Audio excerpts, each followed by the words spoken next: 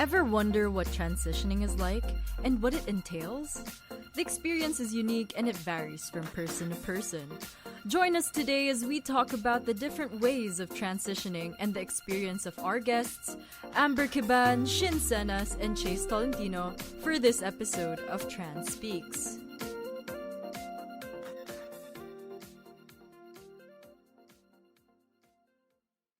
Hi, I'm your host for today, Yas, and this is my co-host Zoe Hello.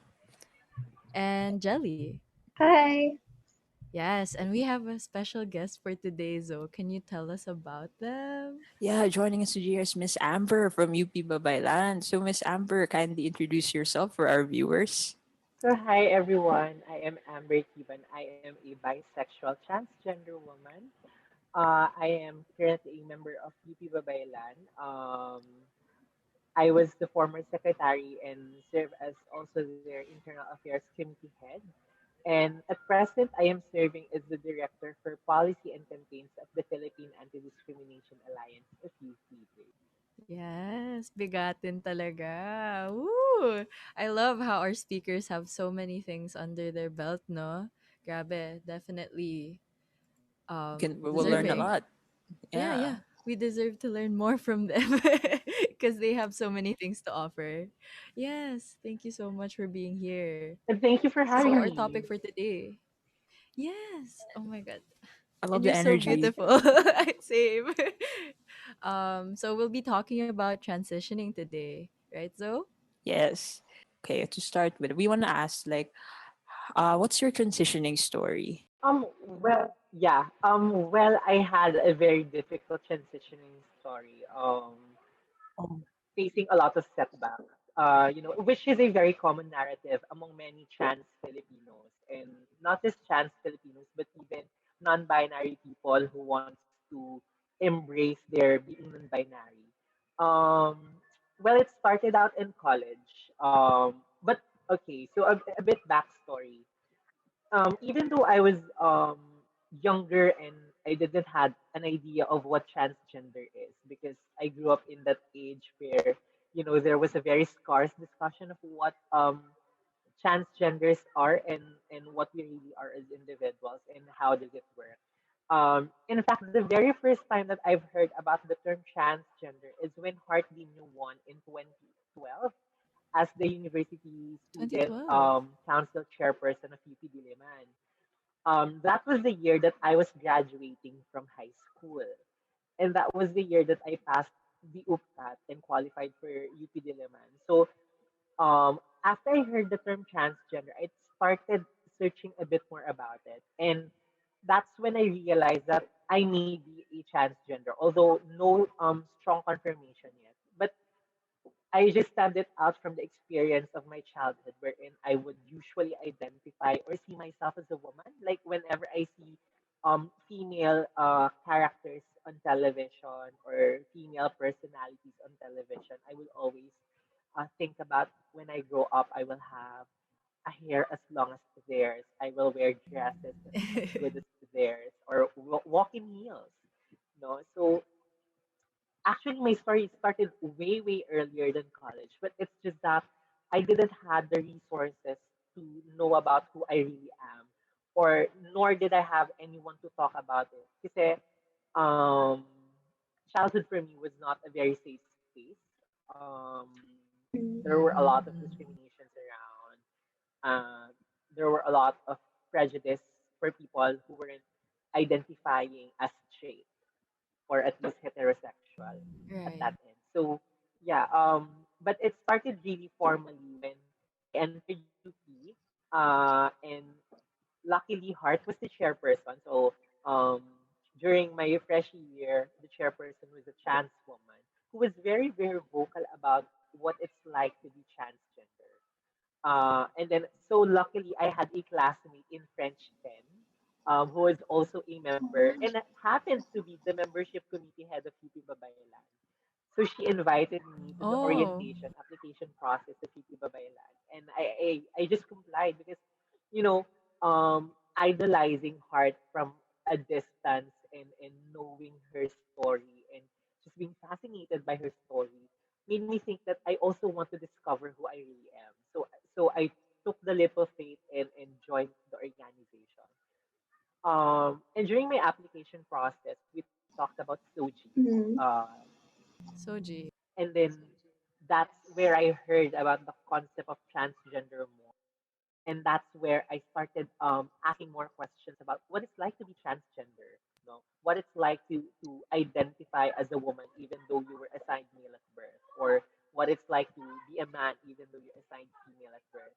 So upon my experience in UP Babaylan, I had so much realization that the first time I had this feeling was while watching Miss Universe 2001, wherein Denise Quinones was the winner of Puerto Rico. See, that's so vivid, no? But yeah, that was the very first time I told myself that I wanted to be a woman in the future. Like, I want to have that. I want to have that image as me in the future. So the transition started with just a few ates, in the community we call older trans women ates and trans men kuyas, who would share their stories of transitioning as well, which is a very common practice actually in many trans communities all over the country. They would always refer to their older figures for advice, pieces of advice on how to transition. So they would give you for them what was the best hormonal pill that they took, which had the best effect on them. They would tell you about hormone suppressors, like anti-androgens. So stuff like these. So basically, my transition story started with just word of mouth, passing the practices of older trans women to me, and sharing their experiences of transition as well. Which I think is very powerful because it assures a trans kid, it assures a trans teen that they are not alone, that someone has already experienced so much confusion in their lives as they did or they are currently undergoing. That someone has already faced these questions and asked these questions and sought answers. So it's a very reassuring process of telling and assuring trans people that you are not alone in this journey, and that once you fully embrace your identity, that you are not just a person who's embracing an identity, but a part of a bigger community who are brave enough to embrace their identity despite of the prejudice and discrimination in our society. So it started out like that. So it started with dressing up first. So I had this artist who passed me hand me down clothing. So I had Cute. shirts, I had sleeveless tank tops, tapos some of the bras Fashion that they're advice no longer ba? wearing or rather using, they would hand me down. Kasi to be fair, I had a difficult time managing my budget Yes. for Yeah, yeah. education. So I would really come off short, so I can't really buy so much stuff. Parang when I go to thrift shops or to ukais, I would always go for the cheapest clothing that I would see. Of course, something that I could wear, but I would always go for the cheapest one. So I was so lucky to have artists who would Of just course. really pass me down clothes, and they would tell me, "Oh, this would look good on you. With your Ayun body talaga build, with yung your physique, kailangan this is umuwi. the best kinds of clothing that would fit you well."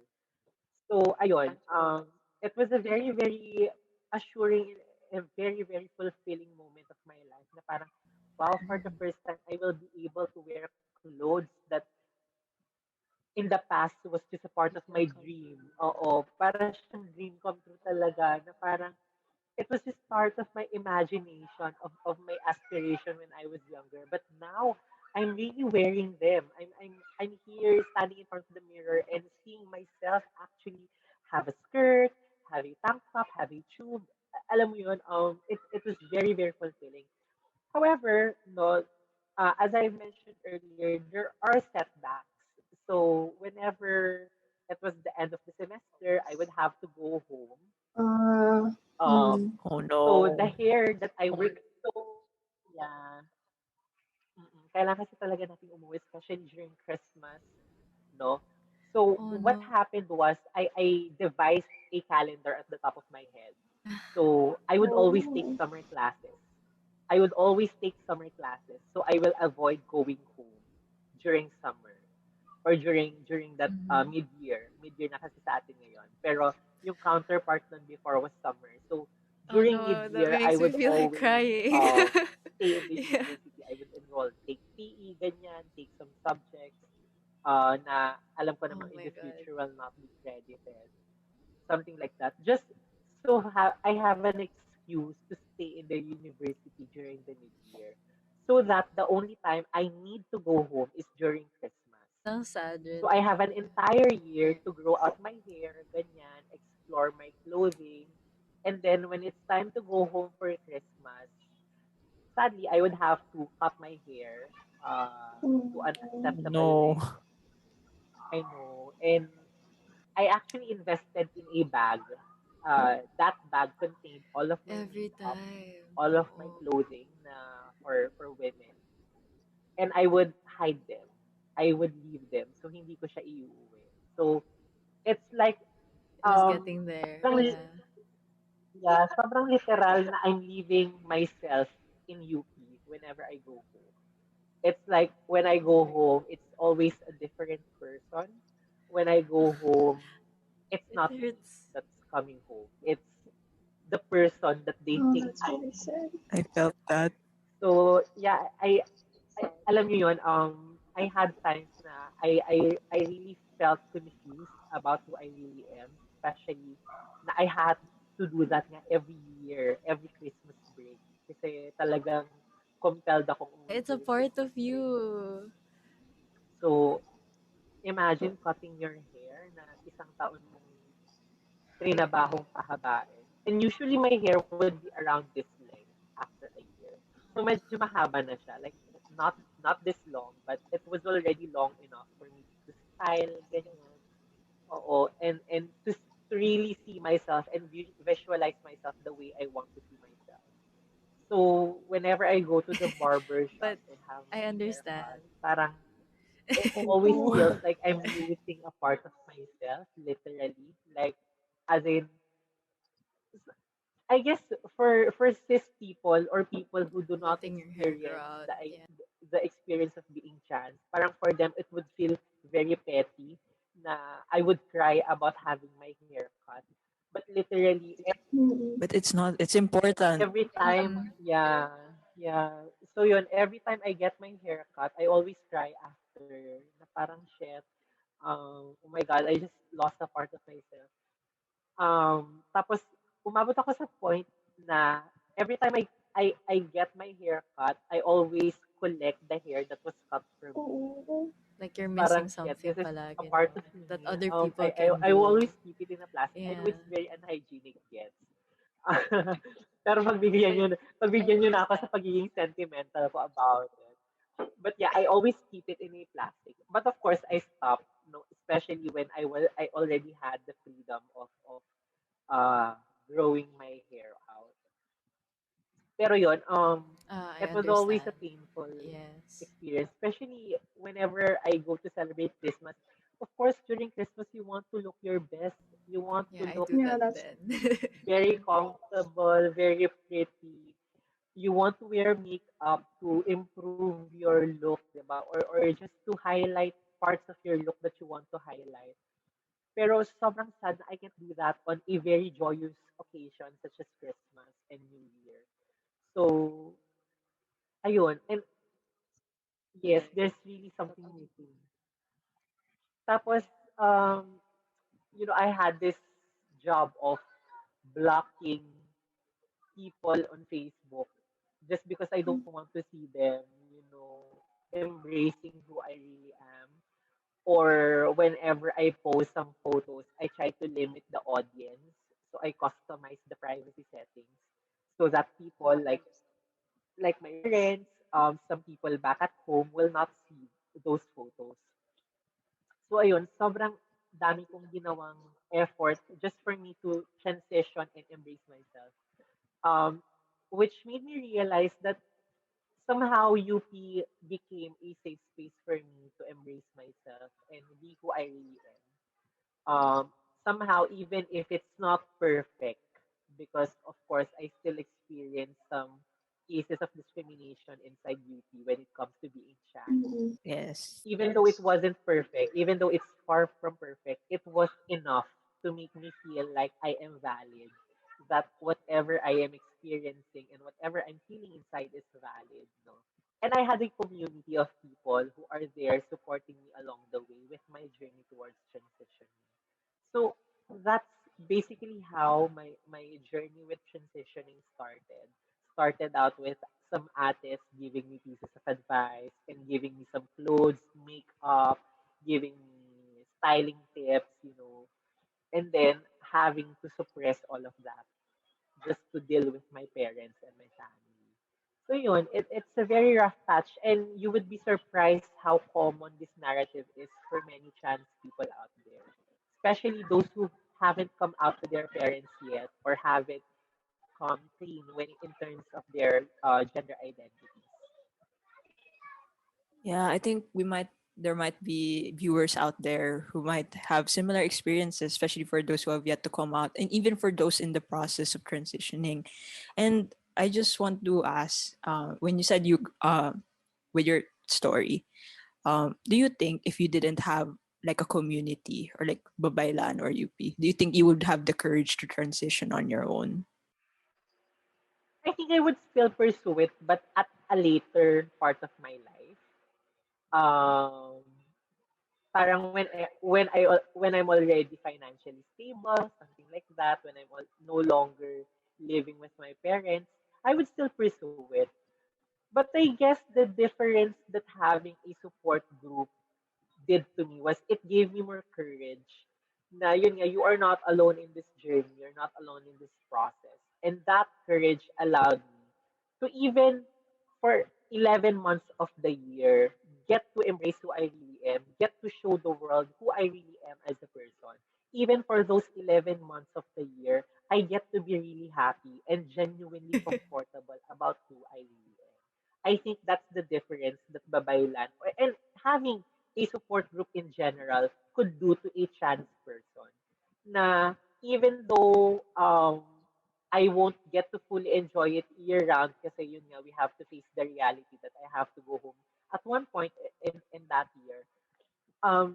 At least I am need some assurance that whatever you do here stays here, and however you want to embrace your identity, you can do so here. I think that's the beauty of having a support group or organization.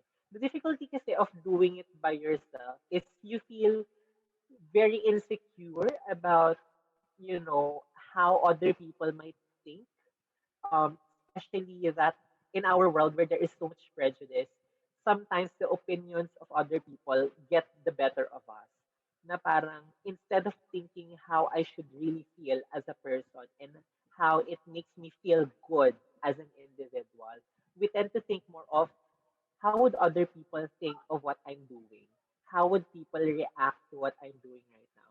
Which I think would be a very big burden for someone who does not share their truth and reality to other people who understands them. So parang in a way, even though I fear na parang some other people might judge me or will not understand my experience as a trans person, I felt more security na parang you don't matter in my life naman. I have people naman who really care about me and who are genuinely concerned about my happiness. I think at the end of the day, their opinion matter and way more than your opinion. So something like that. It's just really some sense of assurance and uh, just a protection from the prejudice that other people might throw around you. That's amazing. And I'm happy you found a community like that. And I hope that for the viewers out there, I hope you find your community or a network where you can be yourself. You don't have to come out yet if you don't want to. Thank thank you for being that Yeah. community.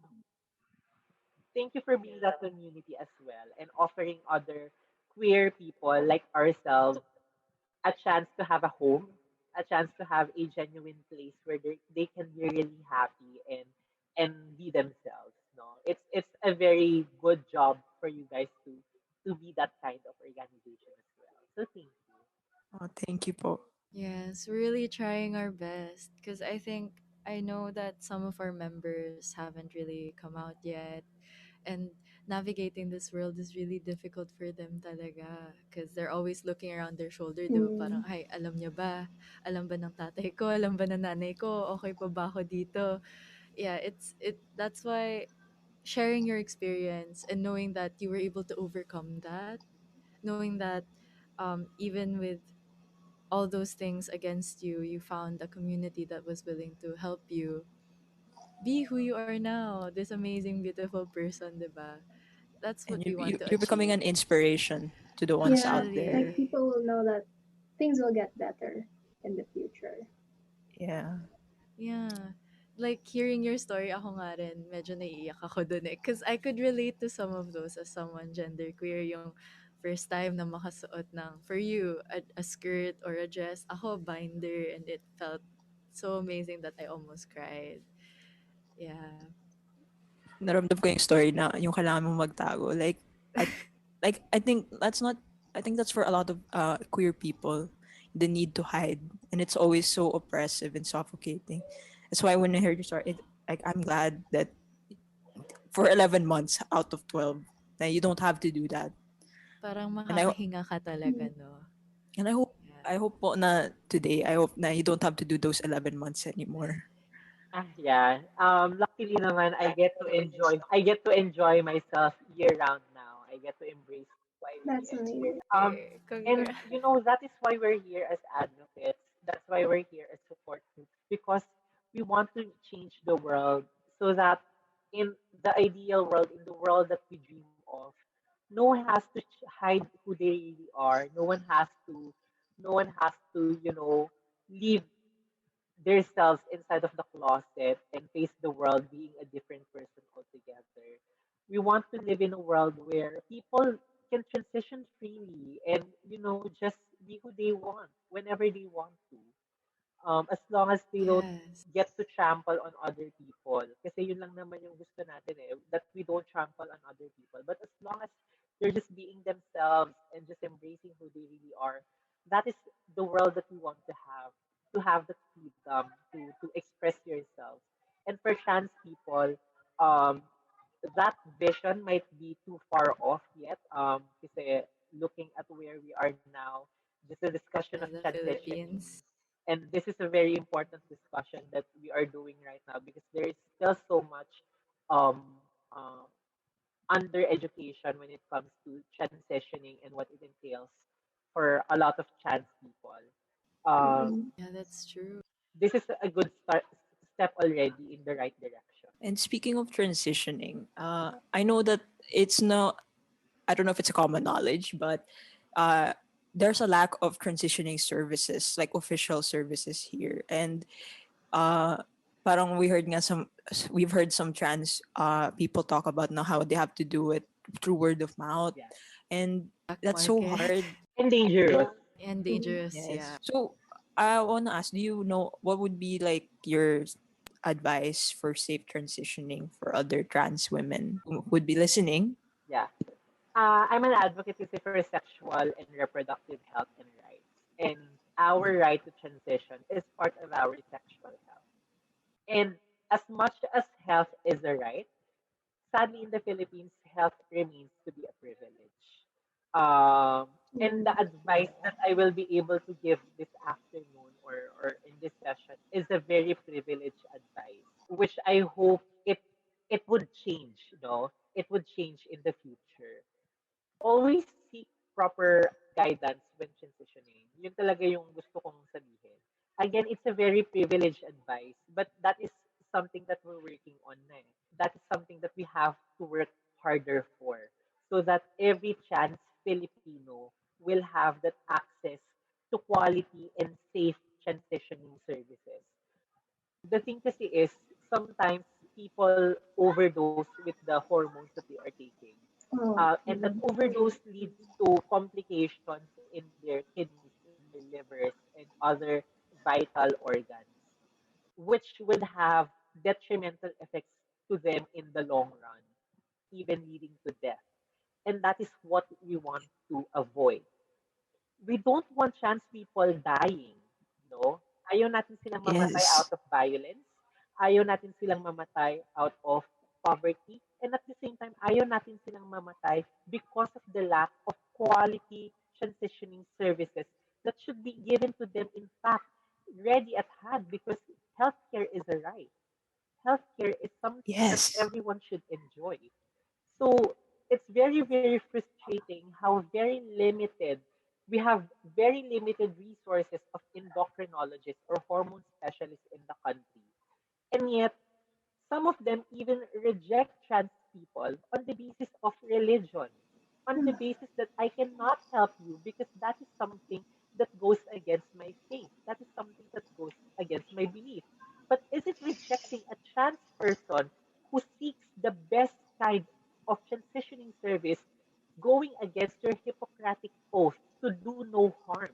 Because you are doing more harm by rejecting a trans person from accessing the services they deserve. You are doing more harm to a trans person by allowing them to stray further from guided transitioning. Yun sana yung gusto kong ipukpok na mensahe sa mga healthcare service providers natin. Now, when once you reject a trans person seeking transitioning services, you are leading them to more danger.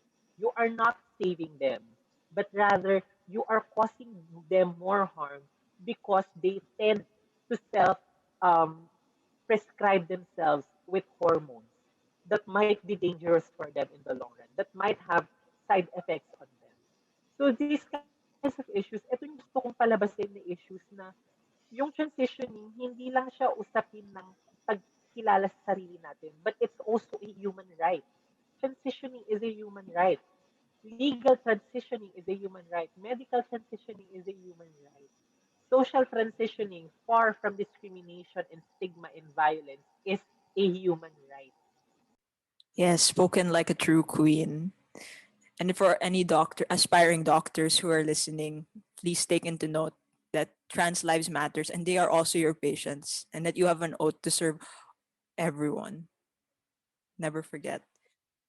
The harm you're putting them in, the risks that they have to take by you, like pushing them away from your door when they really, really need your help to realize who they are and to become who they are. Grabe. Yeah, and you mentioned the different types of transitioning. So like social, legal, and I hope we can sort of uh, illuminate a bit of every one of those. And yes, uh, for I have a question regarding medical Yeah, transitioning. sure. I know a lot of people. It's not required for trans people to medically transition, right? Yeah.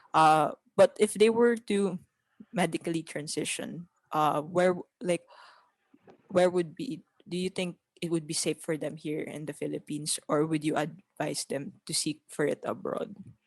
Well, currently kasi the services nga in the Philippines are very limited. Like, I don't know yet of a surgeon who does the bottom surgery, yung genitalia surgery, no.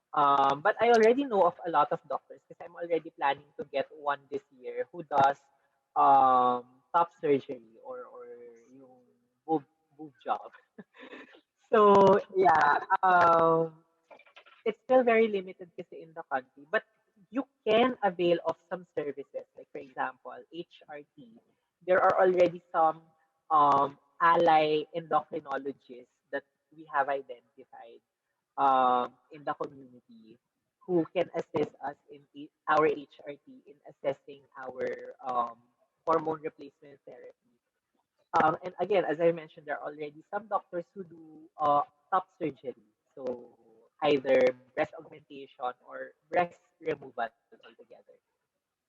So things like those are already That is available such in a the win. market. But again, it's still very limited nga. Kasi wala pa rin talagang nagfo-focus much on trans health in the country. Kasi I think what a lot of people don't understand with medical transitioning is it's not a one-time thing na you lie down in the surgery board, in the surgery room, and then they'll do the surgery and after that it's done. No, it has to be kept in check.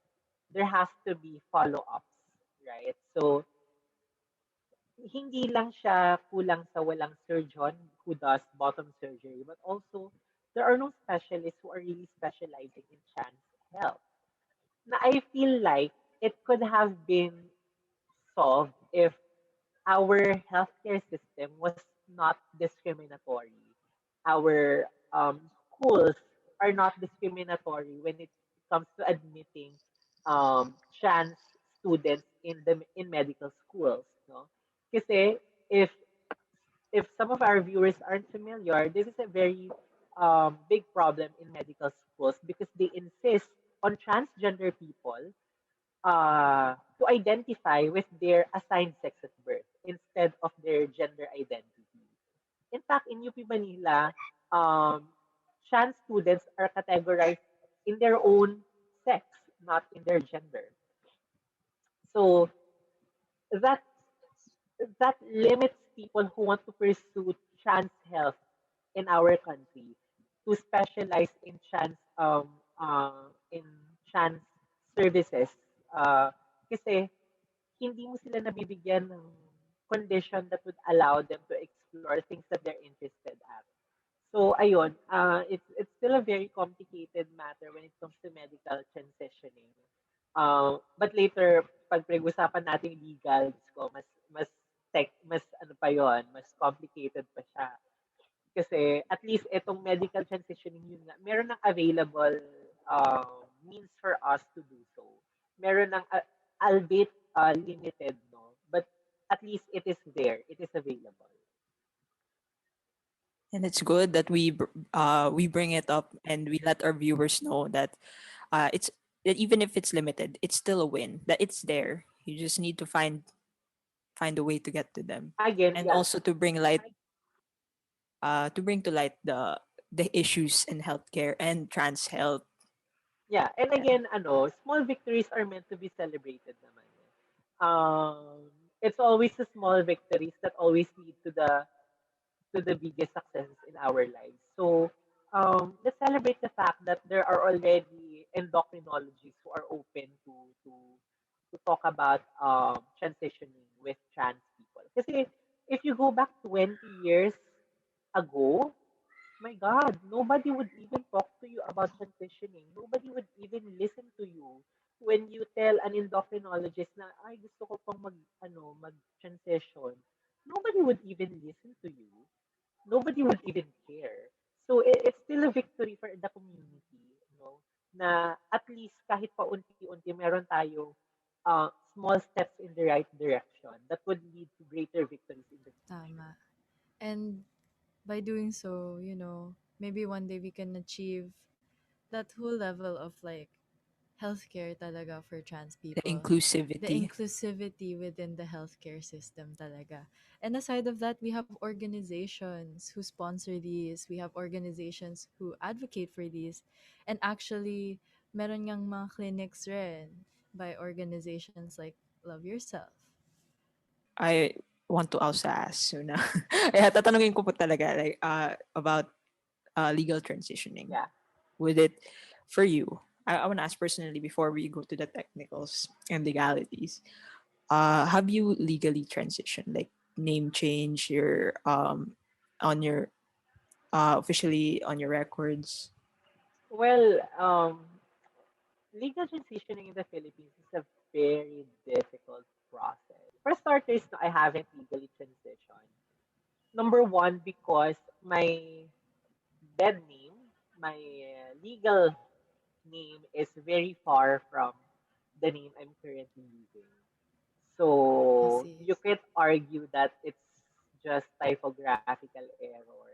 No, the Ah, usual justification for justifying a name change. For example, You just want a simple Justin, not a Justin with an H. Kasi parang yung spelling ng name mo is Justin. Pero gusto mo JU lang, Justin. So that's an acceptable and that's a valid, justification for a name Mm-mm. change. Or something like it's very incriminating, yung mga names na very incriminating, that could justify a name change. Pero in my case kasi hindi ma-justify nung gender identity ko yung desire ko for a name change. And also there is a jurisprudence in the country that actually already prevents or trans people in general to change their uh, gender marker. And this jurisprudence is Republic of the Philippines versus Silverio. Ang pangalan ni Silverio ulit? Melly Silverio. Basta Silverio yung surname niya. Kasi baka ma-mention ko yung dead name niya. Pero si Melly Silverio. So Melly Silverio is a trans woman who filed for a change of gender marker in her birth certificate. So she was already a post-op trans woman, ganyan. So top, bottom surgery, tapos na siya. Um, so she just wanted to change her gender marker and ultimately to change her name in the civil registry. Now, um, hinarang ngayon ng higher court yung petition ni Melly Silverio. So, it was already, if I'm not mistaken, it was already approved in the lower court, uh, in, in, in, in a municipal court ata or something. Pero hinarang siya ng higher court and they wanted to reverse that decision of the lower court to rebuke the change of the gender marker from male to female. Hindi siya na-resolve doon sa court na yon. So, as for every case that are not able to resolve in the regional level, inakyat siya sa Supreme Court. At dito tayo nagka-problema. Because the Supreme Court ruling says that a trans person cannot change their gender marker and ultimately their names on the basis of them being trans people because it has something to do with biology, something like that. So, meron na tayong um, ang tawag dito, meron na tayong jurisprudence, meron na tayong precedent that would prevent further other trans women or trans men or trans folk in general to change their gender marker and ultimately their names na ang basis ng pag-change nila ng name nila is because of their gender identity. So, ganun. Masalimuot siyang fact. Although in the history of the Philippines, merong isa or dalawa na successfully nakapagpapalit ng gender marker and ultimately their name. One is Bataan Representative, First District of Bataan Representative Geraldine Roman. Somehow, nakapagpapalit siya ng gender marker before the Silverio case. So, because nangyari siya before Silverio case, hindi siya pwedeng ma-overturn. Hindi siya pwedeng baliktarin ng Silverio case. But because Silverio case has already happened, hindi na siya pwedeng masundan. So, ayun. Masalimuot siya. And the only way to change it is to actually pass a legislation, a gender recognition law that would recognize the right of trans people to legally change their gender markers and allow them to change their names in the Office of Civil Registry. That is the only way to trump that out. Okay. Also, while we're on the topic of names and stuff like that, I wanted to ask as well if what was the inspiration or how did you get your name, the name you're using right now? Okay, so this was very interesting kasi I feel like because of this name, literally half of my identity is connected or attached to Babaylan. Kasi we have a tradition, and this is a practice that is practiced in many trans communities all over the country. Bibinyagan ka ng pangalan. It's baptizing you with a name. So, in Oh, Babaylan, we call it the Babaylan name. Oh, So wow. every member of Babaylan is baptized with a new name, That's something that reflects amazing. their so personality. cool. Wow. So It cool. actually stems from a very long Long tradition tradition. of older trans people, older queer people baptizing other queer people with names. Na parang, oh, you look like a Julia. I Oy, want you, that. you look like a Dolly. Something like that. So Amber is Hala, actually that's my amazing. Babaylan name. So when I was a freshman and I joined Babaylan, during our apps night, we were baptized with our Babaylan name. And because it has something to do with my dark skin and how I embrace my dark skin and how confident I was that night. That's why they gave me Amber. Kasi parang it reflects the color of my skin. It reflects the kind of personality that I am exuding that night. So ayun. But yeah, it's actually a very long tradition. Actually, you go to the provinces in local communities. Because I have also done community immersions and community organizing in local communities. It's really a practice na parang it's the names that they have are too far from their real names. It's not like Real names. Robert, your dead name is Robert and they would give you Berta. It's not like that. Or your legal name is Michael, then they would give you Michelle. So ayun. So I guess that's the difference of ayun nga of um just feminizing your name or masculinizing your name to just giving you a name that is yun nga, rooted in the tradition of queer Filipinos all over the country. No? Parang sa tingin nyo ba yung mga pangalan like Mutya, do you think ano yung pangalan niya talaga in real life? Like yung dead name niya? Ano talaga yung legal name niya? It's not close to Mutya, but their names are Mutya. Their names are princess, di ba? So these are just really names that the community comes up with to encapsulate you as a person. And sometimes yun nga, nadadala siya ng tao. So, ako personally, nadala ko siya. Ayun. I see. That's so That's really amazing. amazing. It's almost, yeah, it's parang rooted siya sa pre-colonial history natin. And it's almost like you're bringing that back. And that's beautiful.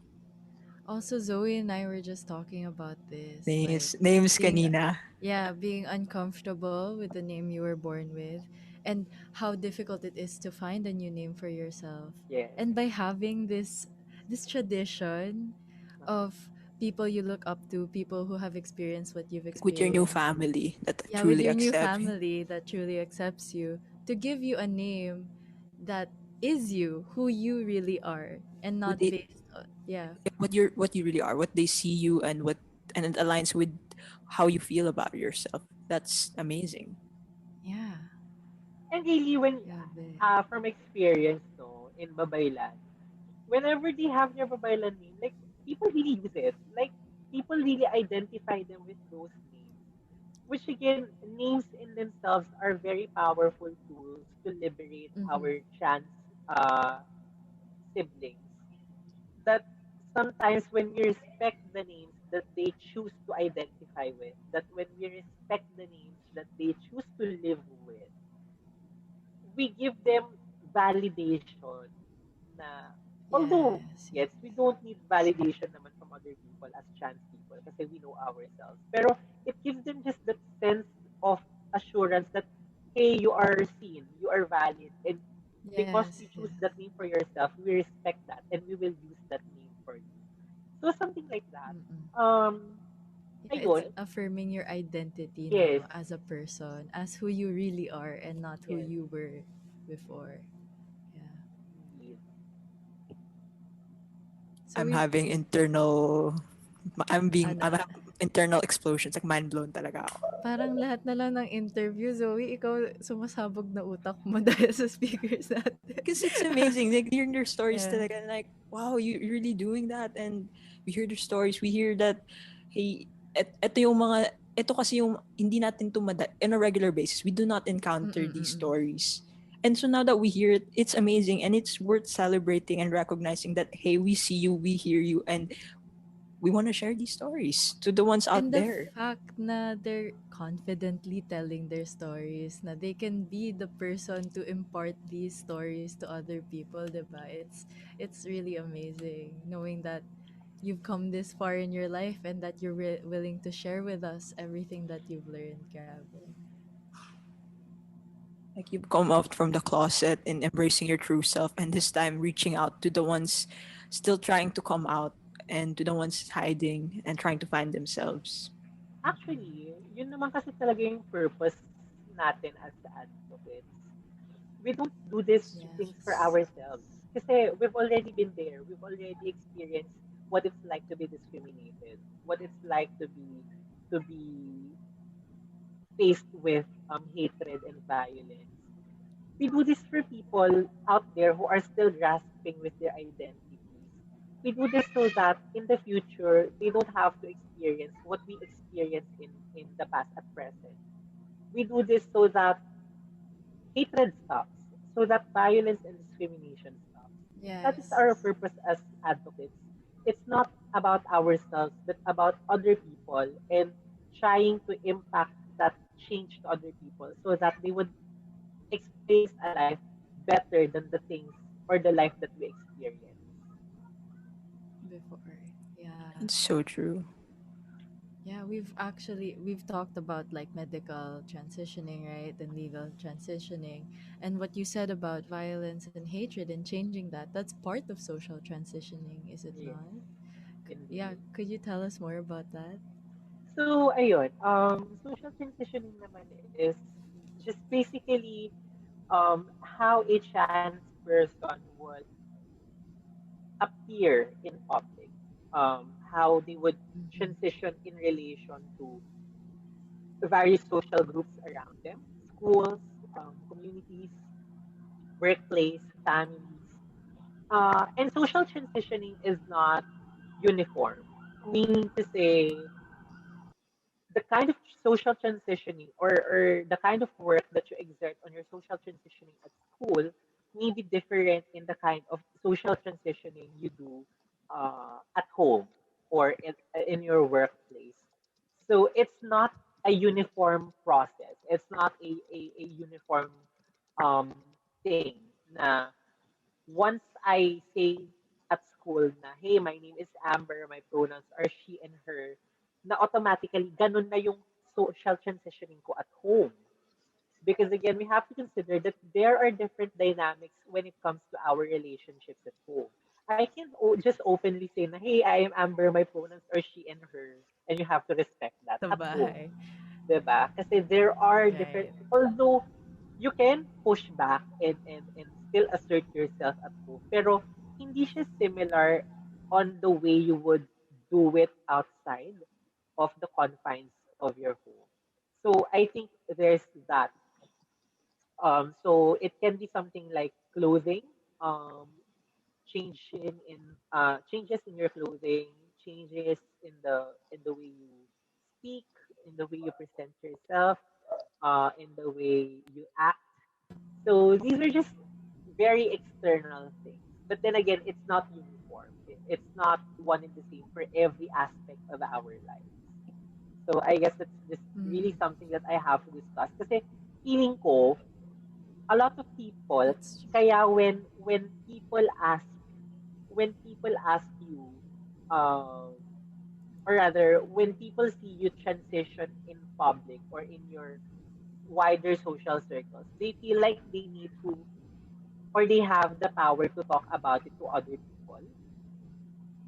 Um, yeah, do you yeah. get what I mean? Kasi feeling ko, just because it's seen in public, people assume that it's already something that's public. But what if doon lang sa circle na yun siya ganun mag-express? What if yung social transitioning na ganun ka-extreme, like wearing makeup, etc., wearing dresses, ay doon lang niya sa social circle na yun ini-exhibit. At hindi niya yun ini-exhibit, yung social transitioning acts na yun, sa ibang social circles niya. Which is why it's important to remind our allies and friends na not because you see Mm-hmm. them transition completely and fully in your circles, does it give you the right, or does it allow you to talk about their transitioning to other people, because they might not That's transition that true. way to other people. They might not present themselves Mm-mm. that way to other people. So again, in our journey and in our attempt to become safe spaces to trans people, let's also respect the pace of how they socially transition. Because we socially transition at different paces, at different social circles of our lives. It's actually very interesting, no? Like, I don't think a lot of people have actually said that. Um, you transition differently depending on which circle you're in. Because I understand that it's really difficult to transition socially to your family because there's a lot of what family dynamics, expectations of how you were and how you're supposed to be. Honestly, that's a foreign concept to a lot of people na parang Kasi dahil ayun sa nga eh. yeah. Yeah. Kasi ayun Parang nga eh, ganyan siya sa harap mo, that doesn't mean. it's a very external thing kasi eh, na people just see it kasi. So, people think that just because they Mm-mm. see it, other people already see it as well. Hindi nila naisip na baka this is a privilege that I get to see them in their true selves, in their true identities, because this person really trusts me. That in return, I should value that trust by not stepping over their right to come out and express themselves and socially transition in front of other people. Ayun, it's an illusion kasi that's created by social transitioning being generally an external form of transitioning. So ayun, Mm-mm. something like that, I guess. So it's Tama. a good thing that we reflect on how we make Mm. ourselves, or how we ensure that we ourselves are safe spaces to trans people. Right, right. As people, no? And it's good that, and for us that we're not who don't identify as trans, it's good, and for us to be better allies, let's always uh meet them at the point that they're comfortable with, and Yes, never yes. assume. I think actually, could you give us, I mean, for our listeners out there, how would you suggest that these people in these circles with their trans friends make it a safer space for them? Because I don't think, I know that we talk about making it a safer space, but I think a lot of people want to do that but are unaware of how they could contribute to that.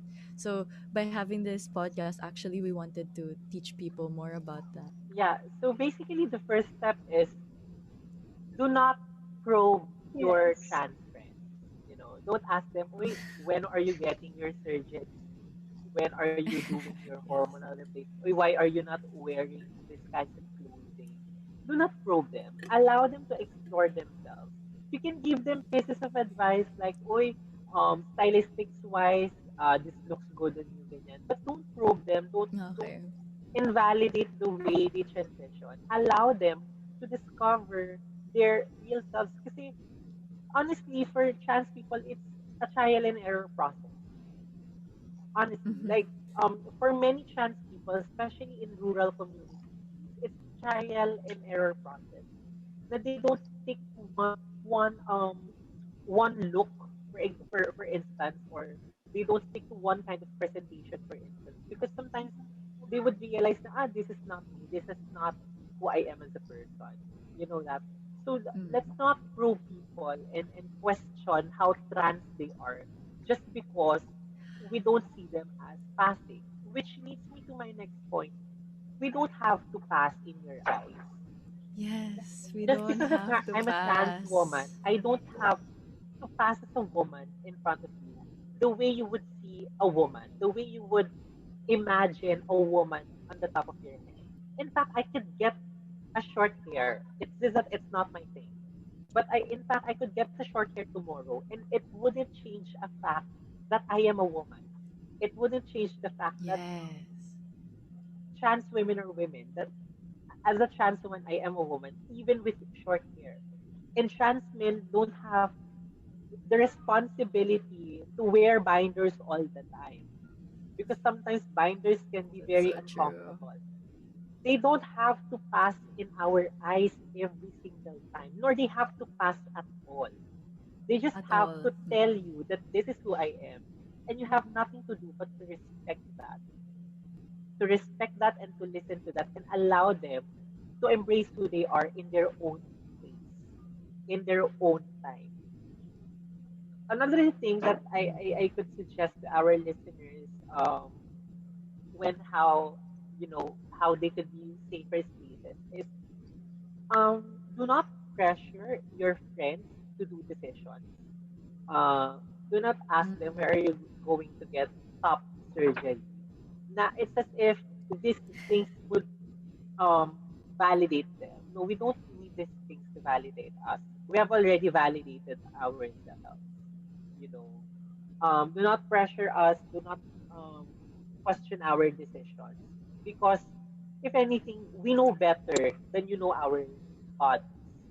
So do not pressure us and question how we do our businesses. I think another one, and this is something that okay, a lot of our listeners might not be aware of, but trans people struggle on a daily basis, and it's part of our internal transitioning. You know, um, I guess a lot of times we talk about external transitioning acts like social transitioning, medical transitioning, legal transitioning. But there is one internal transitioning mechanism, which is yung internal transitioning. What does internal transitioning mean? It is when you transition your mindset and deal with your insecurities, internal insecurities with your body, with how you sound, how you look. Um, that's internal transitioning. That is when you transition these insecurities into assets. But a lot of our allies and friends don't realize that trans people struggle with internal transitioning every day, especially when you wake up and you Yes. hear yourself in the morning having a very ugly tone to your voice when you are I expecting understand. something else. That contributes to your insecurity. That's an insecurity that your internal transitioning mechanism has to process, that it's normal. It's normal that in the morning you have this voice, you have this groggy voice. It's normal to see yourself one day bleeding down there if you're a trans man. It's normal to have wet dreams as a trans woman. You know, these things, these things are insecurities. And yet, a lot of allies don't actually realize that trans people internally transition, that there is, in fact, internal transitioning, that you have to transition these insecurities into something that's more acceptable for you. Kasi kami rin naman, as trans people, we are also victims by the cis heteronormative standards that we have in our society. Yes, yes, that's true. We are not safe from it. We are not safe from it. Whenever I see beautiful women out there, whenever I see trans women who already passed as women, again, that's the bad context, but I'm just giving you a pretext of what it feels like to internally transition. Whenever I see trans women who already passed as cis women, you know, we are continuously victimized by the cis heteronormative norms that is present in society. So trans women, as liberating as it gets, no, is or are still victims, or trans people in general are still victims of cis heteronormative standards. So comments like, "Uy, mukha kang babae today," or "Uy, mas maganda ka sa Oh, akin those, today," are yeah, not helpful at very all. awful. Yeah, definitely They're not not. helpful because you don't realize how much that person struggles inside to transition those kinds of ideas into something positive. So do not contribute to our internal struggles of transitioning to our full selves by giving us backhanded compliments, Yes. you know. Yes, Um, yes. I just really wanted to talk about internal transitioning so much because I feel like it's still something that we don't discuss in our literature when it comes to trans people. Although there are already couple of literatures discussing internal transitioning, pero when it comes to transitioning, kasi we don't usually talk about internal transitioning that Yes. much. So I feel like I have to highlight And I it. know, thank you, because transitioning in general is a complex, multifaceted, and holistic process talaga. And it's good now we're seeing it in different, I don't know, call it layers, perspective, but yeah. Yes, yes. And It's nice that we're discussing them these are the actually discussions that a like lot of people this. don't, again, hear, especially for the trans folks talaga out there. And I just want to say to the people listening that to every man, you are man enough. To every woman, you are woman enough, and don't let anyone else take that away from you. Dictate that for yeah, exactly. Tapos I'm so happy that you actually brought it to our attention that there is such a thing as internal transitioning because I'm I'm sad to say that I wasn't entirely aware. I knew that there were things going on inside and I didn't know how to eloquently describe it. And you just did.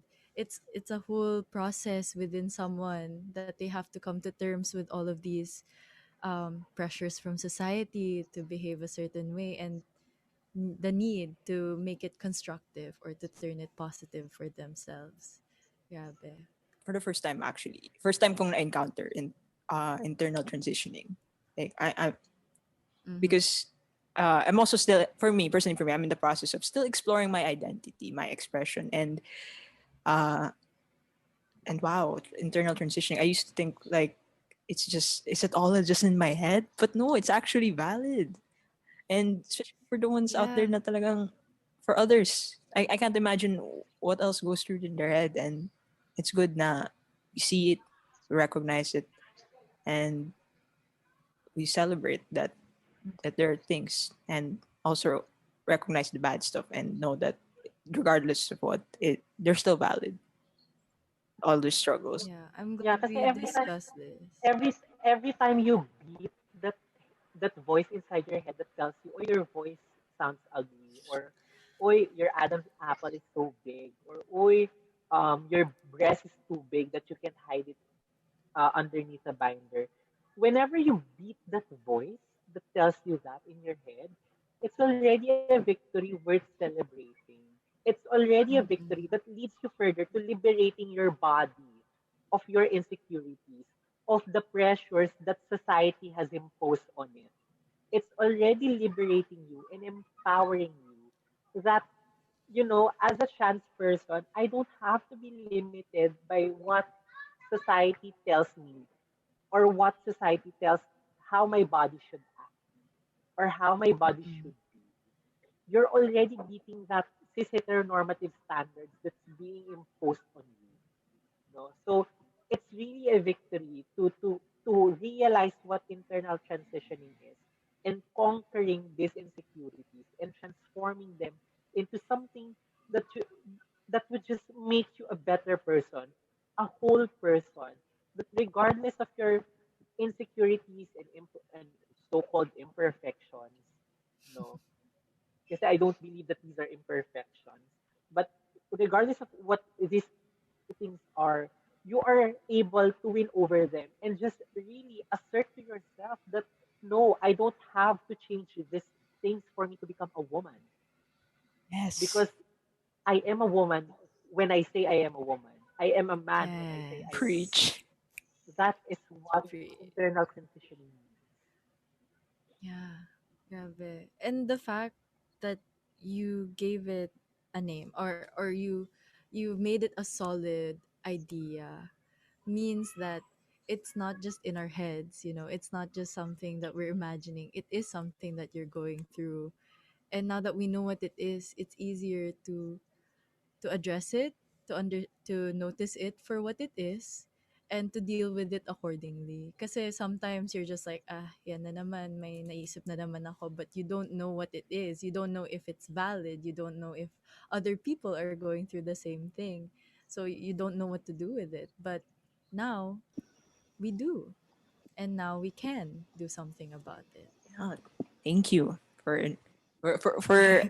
illuminating a lot of all about transitioning and the internal transitioning, and we've learned a lot. And I hope for the viewers out there, I hope that has given you an idea about your struggles, or at least and what you're facing through, and for your friends and family who may be undergoing the same thing.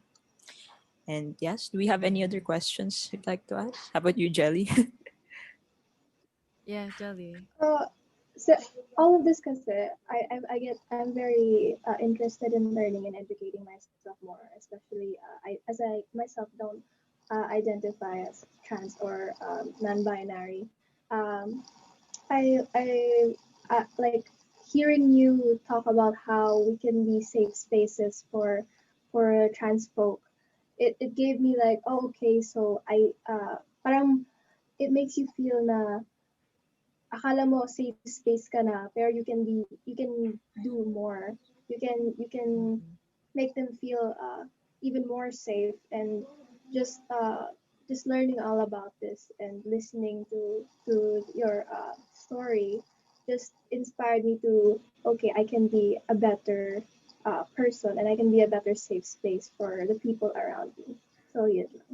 I mean, hopefully through this, the people listening, I hope that they could have the same reaction as Jelly. Because we don't know how people will take this, right? Of course.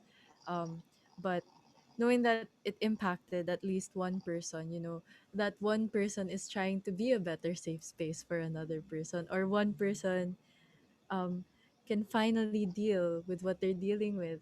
I find that really amazing. And I'm so glad that we had you to talk to us about this. Because even myself, I wasn't aware of some of these things. And knowing them now, I think I can be just a bit better than I was yesterday. Yeah. Thank you so much. Wow. Thank you so much, Miss Amber. I learned Thank you so so much, much. Paul. Thank you din for Thank you so much. having me and for providing additional platform to talk about these things, And Um, just really talking about these things and normalizing them and mainstreamizing them really does so much for the community, and it really does so much on empowering the community, empowering other people to stand in solidarity with us and to understand our struggles as trans people. Having platforms like this would really give us a better shot at changing the narrative and making this world a better place, not just for every trans person, but for every person out there who's still struggling with their identities. So thank you for this initiative as well. we'll be back with our next guest speakers after this short break. Hello, I'm your host Yas Romero, and these are my co hosts Zoe Hello. and Jelly. Hi. Zoe, can you introduce to us our speaker for today? So joining us today is Shin Cenas from Pioneer FDM. So, Mr. Shin, kindly introduce yourself for our listeners. Sure. Hi again. My name is Shin. Currently a member of Pioneer FTM, which stands for Pioneer Filipino Trans Man Movement here in the Philippines. Currently working. I'm 28. I'm working as a scriptwriter, project-based writer slash slashy filmmaker. Kung ano na lang basta lang Oh, that's really makaipon cool. ng pera. Yeah. Nice, So nice. yeah, happy to meet you all here today. So hope we have a good discussion. We're Yan happy to lang. have you here as well. Yeah. So, Mm-mm. for this episode, we're talking about something that's a bit heavy, depending on Yeah. who you are. So, Who you are. Gets naman. yeah. So, our episode will be about transitioning. So, Zoe, do you Mhm. want to start us off? Oh yeah, sure. Wow, how do I start this? I mean, Little That's bit true. heavy. It's true. It is kind of heavy. Yeah. we don't know when to always begin with transitioning, but Yeah. Yeah. I will just go ask it anyway. Mm, So yeah, sure. what is for you? What is your transitioning story? I guess medyo late bloomer ako. Never really, because I think because growing up abroad really changes a lot of your idea about yourself or your identity. So I grew up in the Middle East, um, Oh. from I think around 2 years old until uh, high school. Grade 12 pala. Kasi nag-international school ako. So I think my idea of transitioning was introduced to me very late. So through college, I got to meet a lot more diverse people, and I think that's when you start questioning a lot of things you really deny Yeah. about Yeah. yourself in the past. Yeah, that's You know, true. they're they're telltale signs, but you either ignore it because you don't understand it, or you ignore it because you never really sat down and thought about it, you know. So when I transitioned, I think it was more of a transition uh, for myself first, and it started around 23, 24, around like Mm. that. So pag-graduate na ako ng college, na parang habang nagpi-picture taking ako sa graduation, na parang iniisip ko, how am I supposed to present myself to the world, of how I see myself, to how I want other people to perceive me. So I think that's when it all started. So ayun, yun lang naman. Yeah. So you mentioned na yung transitioning nyo, you transition for yourself first. Mm-mm. Or like Yes. focuses yun sa sarili, Mm-mm. and then with the other people. And Yes. how did that how was transitioning with the other people involved work out for you? Um, it's kinda ano nga rin eh. Don't I don't recommend. I think it's a very case by case scenario, Yeah. kasi when I transitioned, dahil inuna ko muna yung sa sarili ko, and I didn't think far ahead. I kept it more to myself. So when I transitioned talagang fully, from in terms of expression, tapos doon na pumasok yung medically transitioning as well. Hindi talaga ako nagsasabi kahit kanino. So even my Oh. workmates, and then yung ang may talagang even my family didn't know.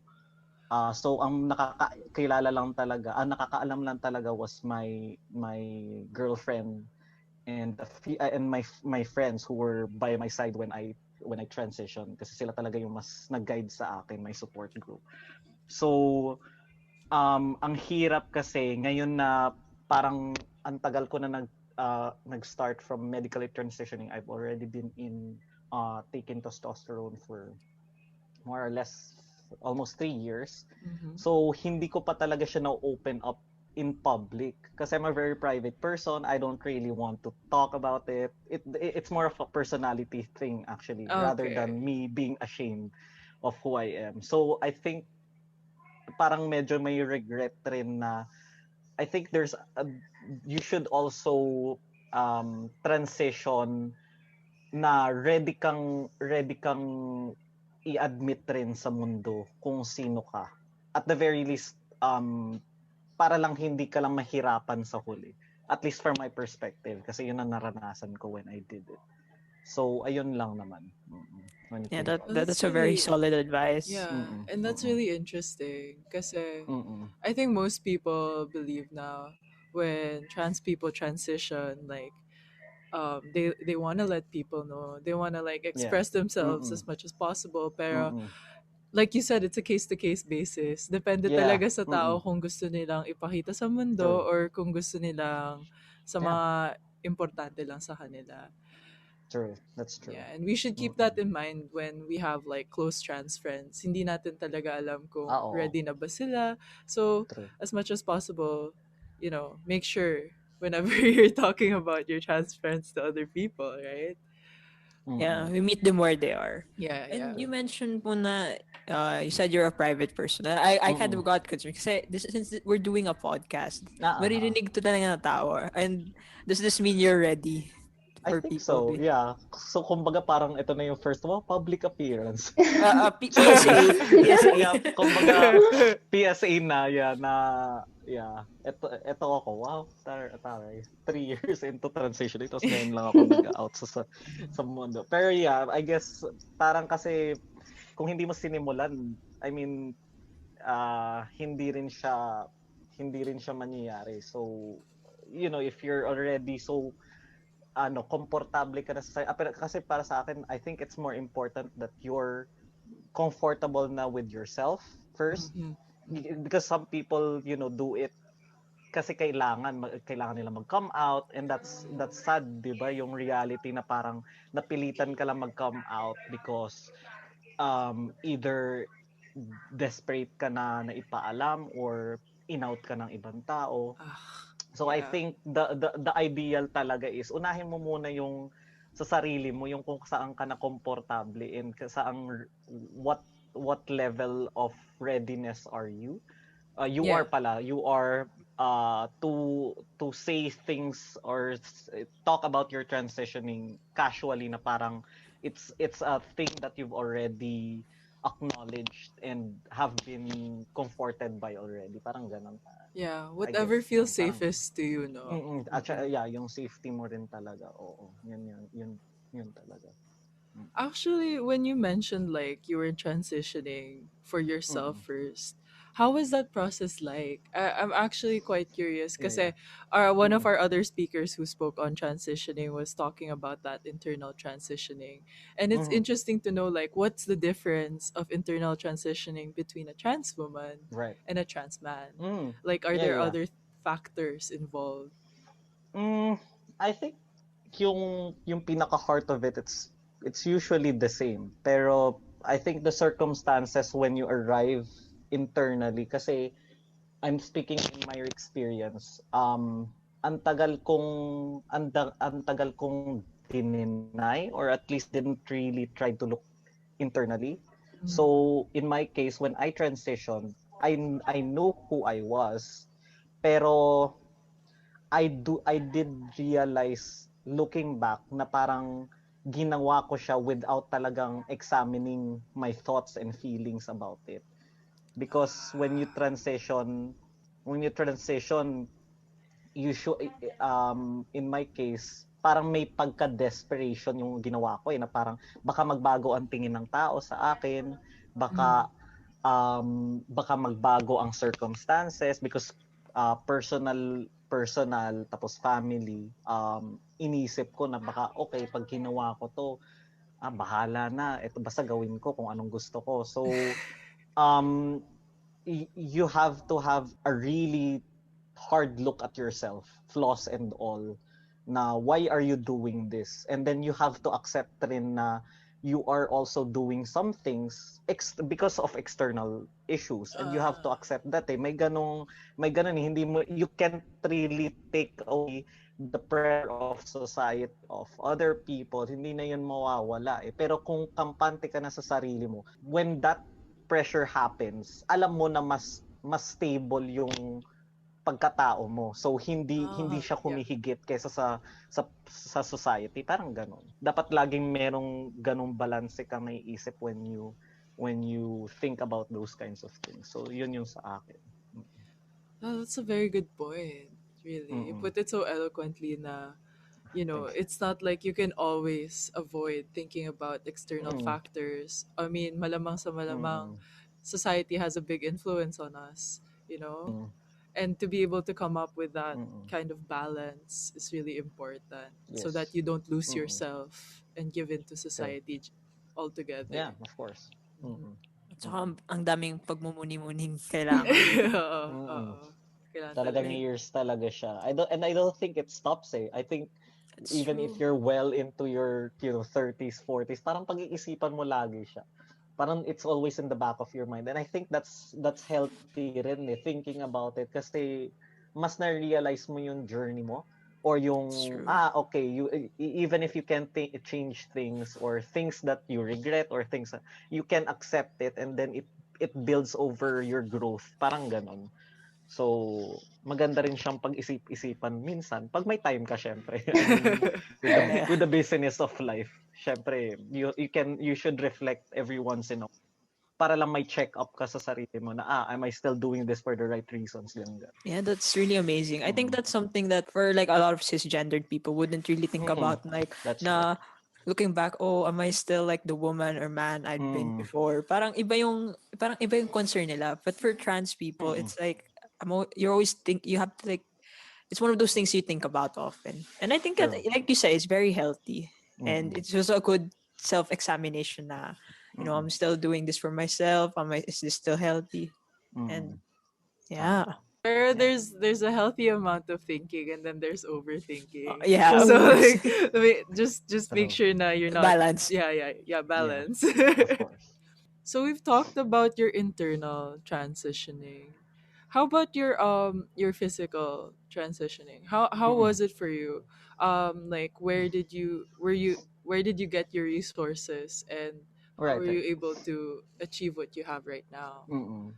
Sobrang thankful talaga ako nung na-introduce ako through my support group which is Pioneer FTM kasi it's so easy to get lost in doing it fast and then doing it conveniently when I think it's important rin na meron ka laging guidance because let's face it the healthcare in terms of the transgender healthcare system dito sa Pilipinas wala talaga as in Yeah, it's I couldn't non-existent. even call it as in bare minimum talaga non-existent yeah correct Yeah.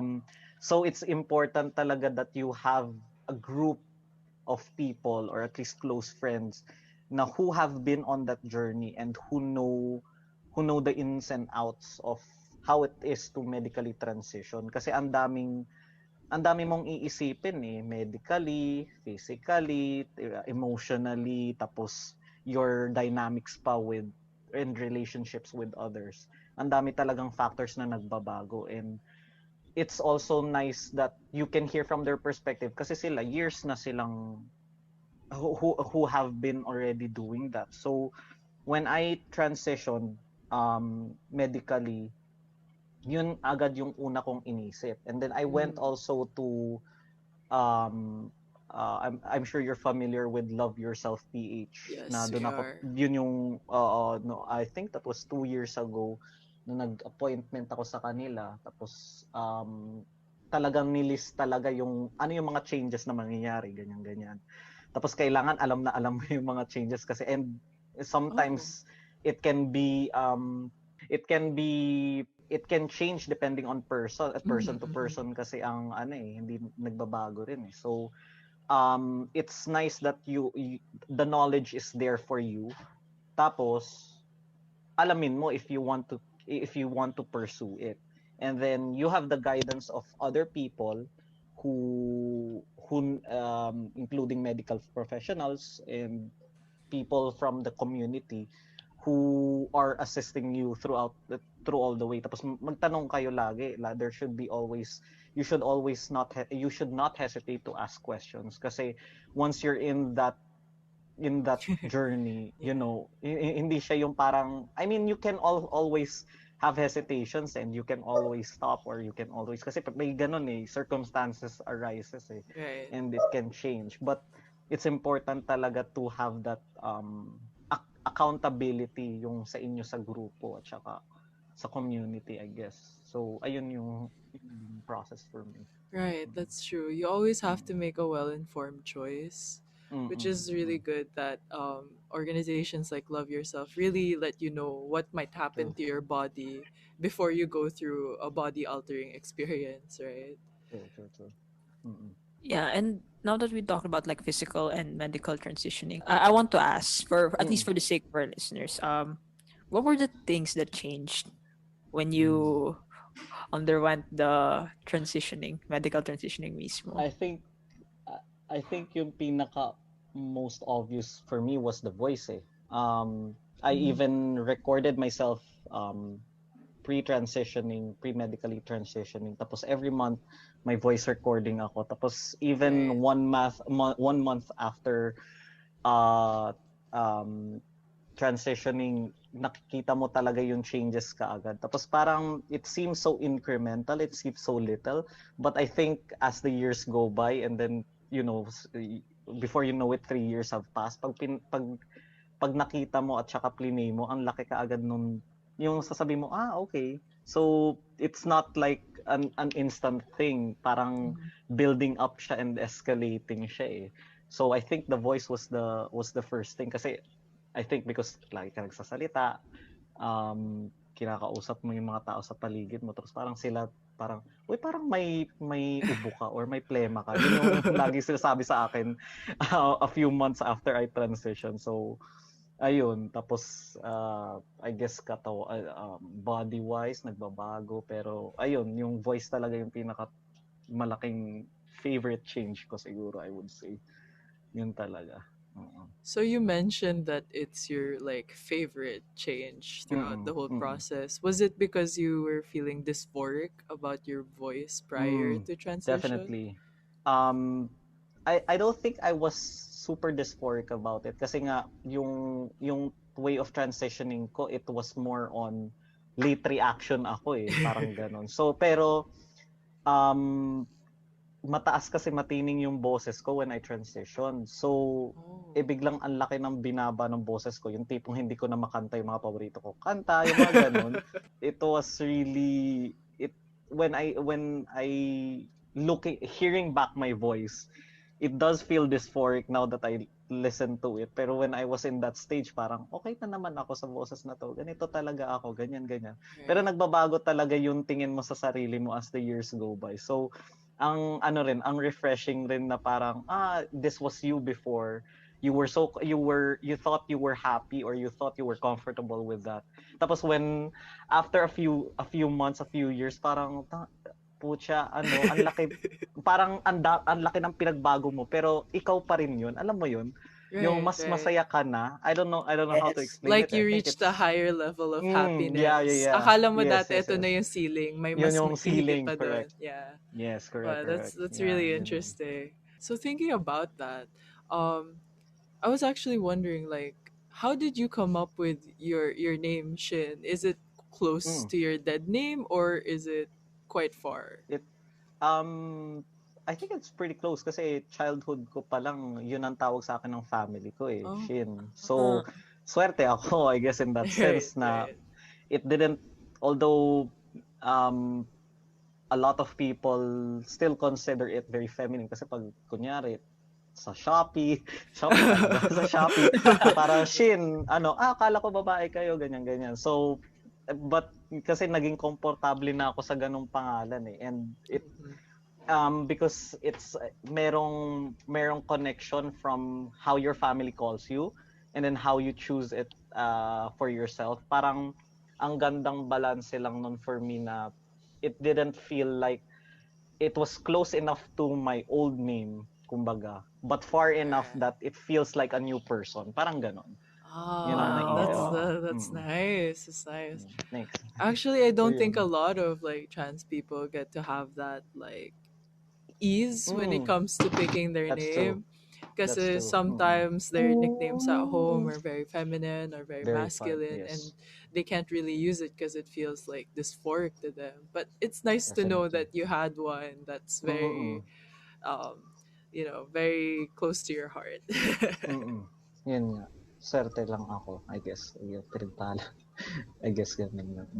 I also want to ask, given with your current name and stuff, have you considered or have you done legal transitioning like on paper? Yun na ba yung pangalan mo? Kasi currently sa legal system ng Philippines, I don't think they would allow a change like that unless na parang nagkamali ka sa birth certificate, if I'm not mistaken. When we talk about it in our support group, lagi kami nagsasabi, uy, pwede bang baguhin yung pangalan? And some people have done it accidentally yung tipong nasulat nila yung preferred name nila, tapos sa lisensya, parang yun ang lumabas. Tapos parang yung birth name, parang iba na. Parang may mga ganun nangyayari But for us kasi parang legality, wala kang laban sa legality ng Pilipinas. If na problema yung in terms of your birth name, tapos yung preferred name mo, tapos parang nagka-problema sa korte, it's a hard road. So the advice is always, as much as possible, even if it's hard and it's heartbreaking, dun sa sistema na yun, kailangan mong i-accept yun. Right. So, um, sadly, no, hindi ko pa rin na-change. So, ang dami kong mga inaasikaso lagi sa gobyerno kasi usually it's you're paying your taxes, ganyan-ganyan. So, wala. Ano ka talaga, patay mali siya ka na lang tuwing tatawag, tapos buo pa yung pagtawag, tapos alam mo yung, ikaw pala yun. Okay. So, Right. the amount of explanation that you have to do, it's draining na eh. So parang Yeah. you can accept it. It's the way it is here in the Philippines. So you hope it can change, and we're doing things to change it. At the very least, the advocates and activists who have been fighting for how many years about these things, pero Wala pa rin. hanggang dun lang, wala pa rin Yeah, talaga. wala pa rin. So ganun talaga. Mm-mm. But when it comes to your workplace, you mentioned that you're a Mm. filmmaker then. Mm-mm. So, Mm-mm. nare-recognize naman to use Yeah, your preferred name. it's interesting nga kasi when I first got my job before I transitioned, I worked in the advertising as a copywriter. So ang maganda talaga sa I don't know, usually it's entertainment, arts industry, yan very you can expect that people at the very least can accept you, or can, when you say, naalala ko noon eh kasi I wasn't even fully I didn't even fully realize about my yung pagiging transgender ko. And then I chose a name that I preferred. Sinabi ko, try ko lang. Itong gamitin ko, Shin Cenas, instead of my birth name. Kasi my previous work, ginamit ko yung dead name ko. Mhm. And then they accepted it wholeheartedly. Alam mo yung email pa lang, email address, pumayag sila. Preferred name sa ID, pumayag sila. Of course, legality, yung sa bank, hindi mo naman talaga mababago. Tapos yung SSS, yung mga ganyan. Pero yung at the very least, yung within the workplace environment, it was easy for me. So naswertehan talaga ako with them, with my previous work, na ganun na nangyari. So ganun nga yung naging proseso for me. I think Yeah. it's good, no, how Mm-mm. when you work in the arts, like people seem much more open It is. than They are. than compared to people who are more in science related fields, I guess.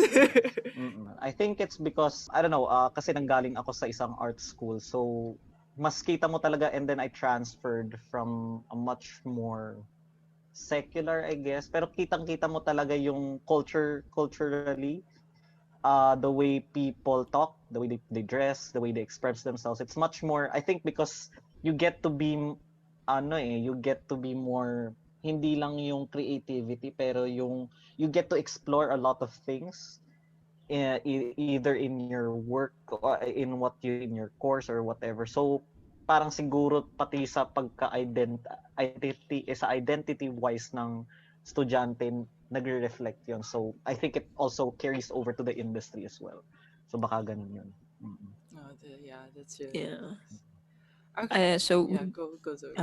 okay, so yeah, thank you. So we like ask about physical and medical and legal transitioning. I want to ask about social transitioning. Mm-mm.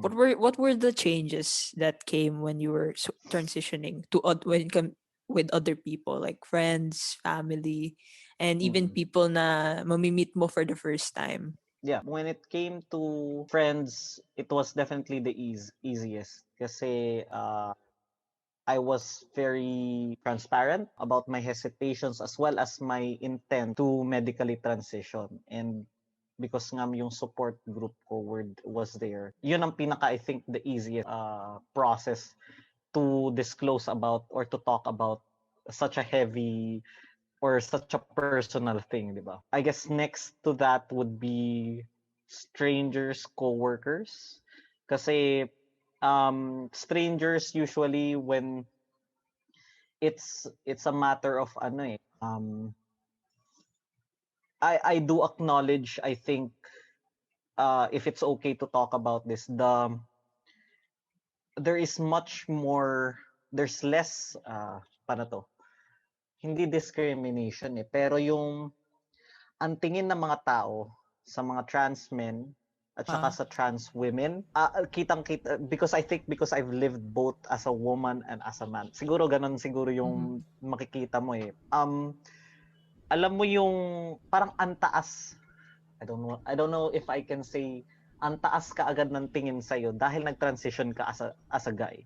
Parang may ganong it's I don't know if when before I transitioned, there were moments when you felt like it's opinions or certain things that you do are always questioned. Right. The moment I transitioned as a guy or I transitioned into who I am, it seemed much more easier. Even legality wise in terms of like mag-aasikaso ng papeles, ganyan. Parang ang laging tinitake na sa ng yung kunyari kasama ko yung girlfriend ko Siya usually yung mas nagsasalita kasi ako tahimik akong tao. Pero usually ako lagi yung end na kausap nila. Oh, sir, ganito ganyan. May ganong ako nararamdaman and you notice that much more. I think because you transition I transitioned as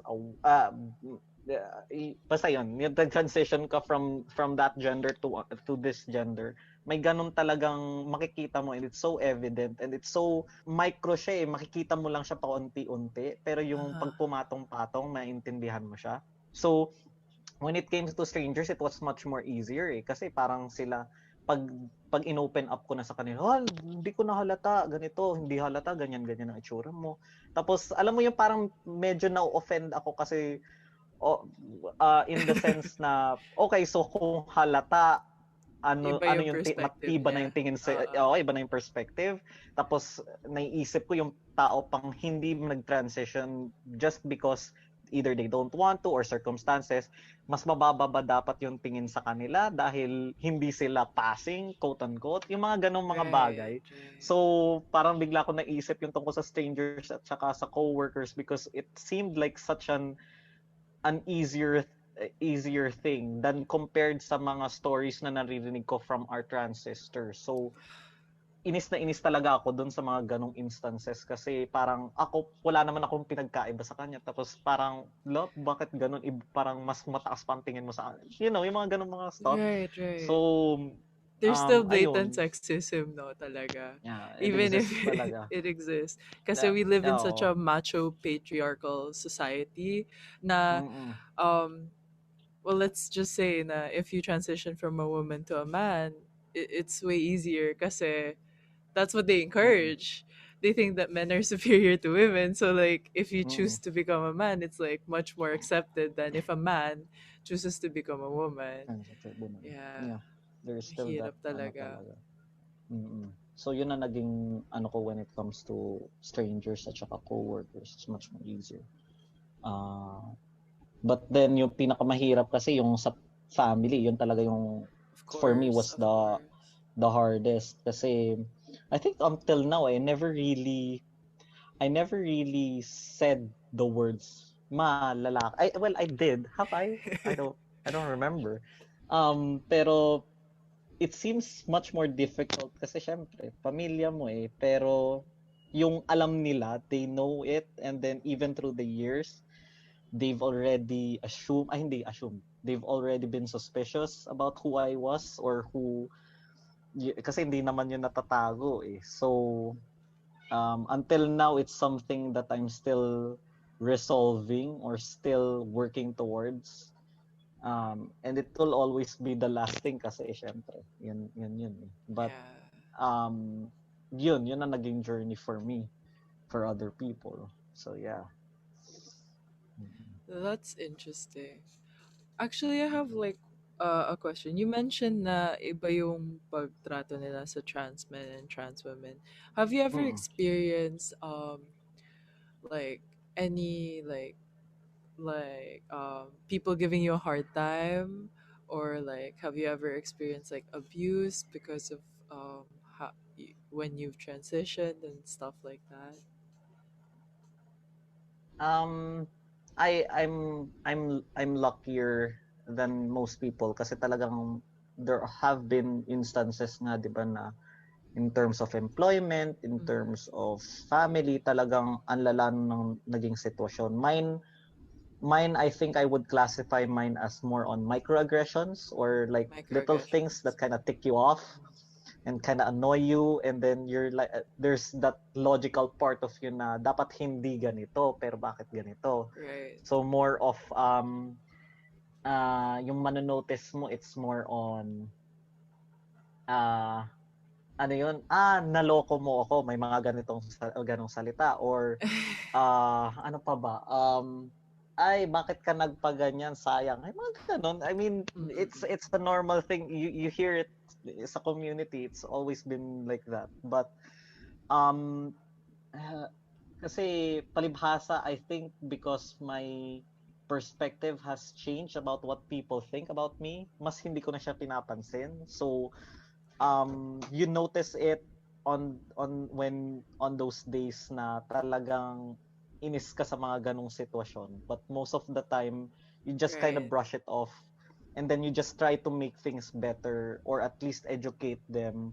If they're not willing to be educated, then you kind of just let them be, kasi hindi mo na mababago pa minsan yung mga utak ng ibang tao. So I think yung key talaga actually is be more, if you can I don't think it's applicable to every individual, pero if you've already resolved the issues of your identity and you're willing to speak up about it to other people, then do it if you have the courage to do so. Kasi ang ganda rin kasi may mga nakikilala rin ako na talagang hindi nila alam. So sadyang wala silang idea, and then it's nice rin na if you can tell them about it, lalo na kasi most people they're just a few na really interested or are really willing to listen about this kinds of stories or circumstances na nangyari. So I think it's also, if you're willing to do it and you have the means to do it, I encourage talaga yung wag talaga yung iset aside muna yung hindi naman iset aside, pero yung if you can keep inside, hindi pala keep. If you can resolve those misconceptions about you and then are willing to change things for the better, then try to educate as much as you can. Parang ganun Okay. yung paniniwala ko. Yeah. Yeah, I think it that's depends talaga. some really good advice. Really. I Thank have you. a question since we were on the topic Sure. of like microaggression and stuff like that, and educating.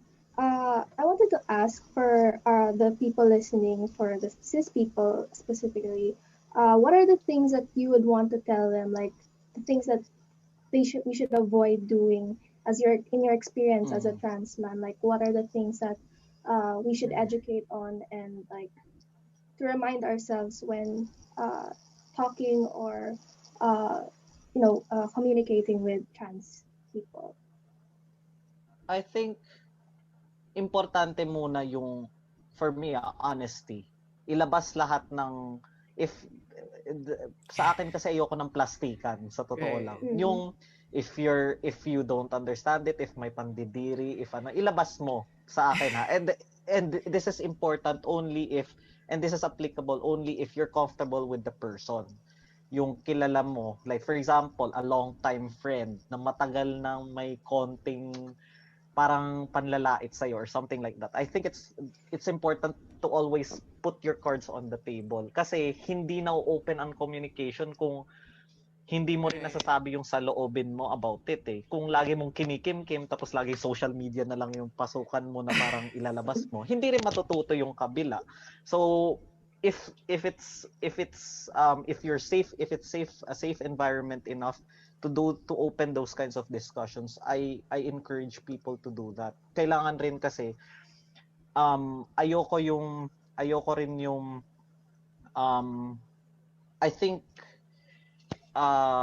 importante na we have that anger and we have that frustrations about these kinds of things, but the sad news is sila rin hindi nila naiintindihan. So parang as much as I hate it as well, meron rin akong konting puot na parang, ba't ako yung magpapakpomba ba? Ba't ako yung kailangan sila na ng matuto? Ganyan. Right. Wala eh. Paminsan kailangan bigayan saluhan yan eh. It's like a give and take thing. Okay, I do this for you, but you do this for me. Parang ganun yung yung kung if I'm willing to answer your questions, educate you, you have to of course educate others kasi kung hindi it's gonna be just like an endless cycle if we keep throwing out our frustrations about it.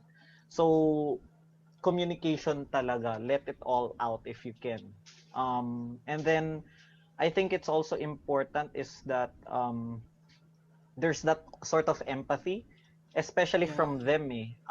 The empathy in the sense na there are certain words, certain circumstances that tayo as part of the community, there are reactions that we just can't, hindi natin napipigilan eh. Kasi ano yan eh, we've lived with it all our lives. So parang if we also have our frustrations and anger, they should also understand that and they should be also Yeah. open and be willing to change for that. Kasi sa totoo lang tayo yung mas kawawa. Ay, hindi naman kawawa. I don't want to say kawawa. But tayo yung mas dehado. Kasi tayo yung Minority. tayo yung Yeah. na-discriminate and tayo yung may compared to them na parang okay, nababash lang sila, ganyan. I mean, it's more of a reaction thing from them eh. Tayo we've lived it our whole lives eh. So yun lang yung empathy from them is really important kasi the words can hit so much even if we don't want it to hurt, parang ganun eh. So ayun, I think it's that honesty, empathy, communication talaga, yun talaga. So I think those three things are definitely gonna help at the very least for our cis friends. Right. But of course, to the listeners out there, always do so with respect and Yeah. be True. appropriate. Don't just Mm-mm. air out all of your frustrations or like That's true. suddenly like attack someone out Time of and the blue. place then. Never Time and gonna be place. okay. Time and place. Read the room Read muna. the room. True.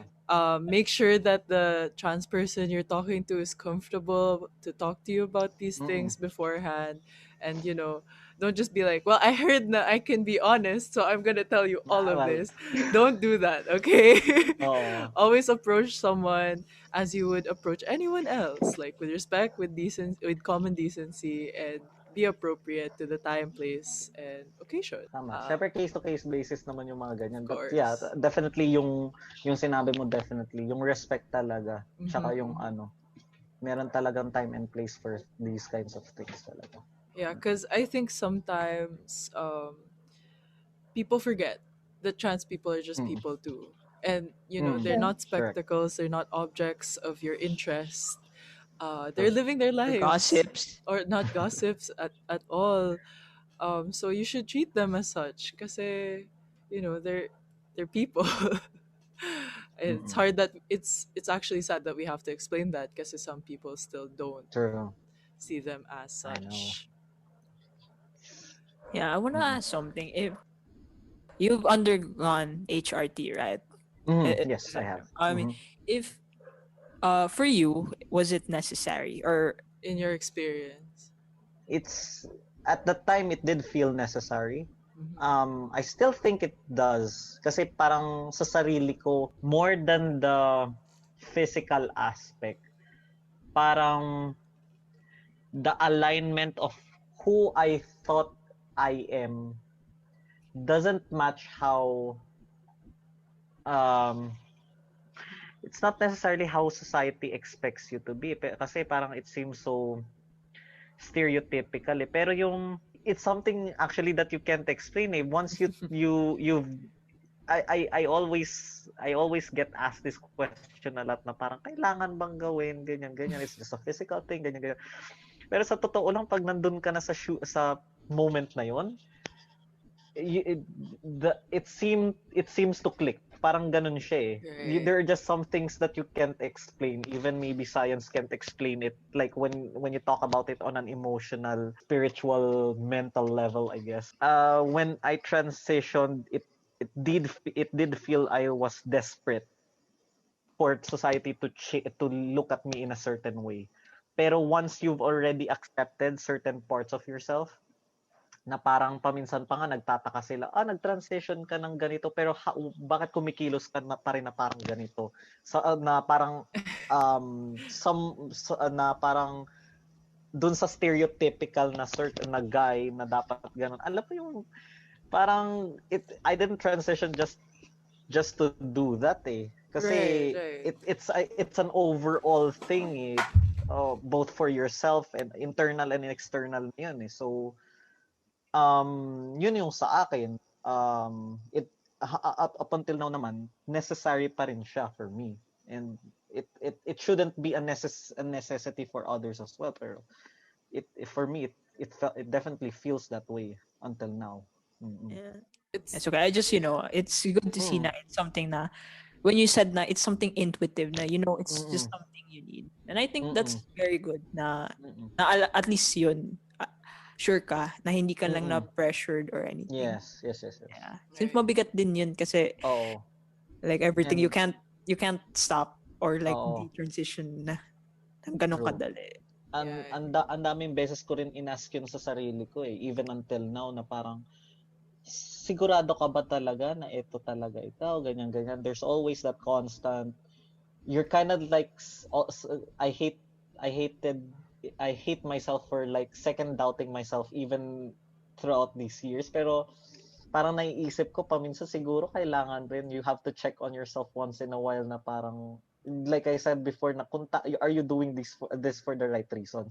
Kasi if you do it for the wrong reasons, edi wala, malungkot lang, ang sad lang, parang hindi kompleto yung pagkatao mo, parang ganun. So yun lang din sa akin.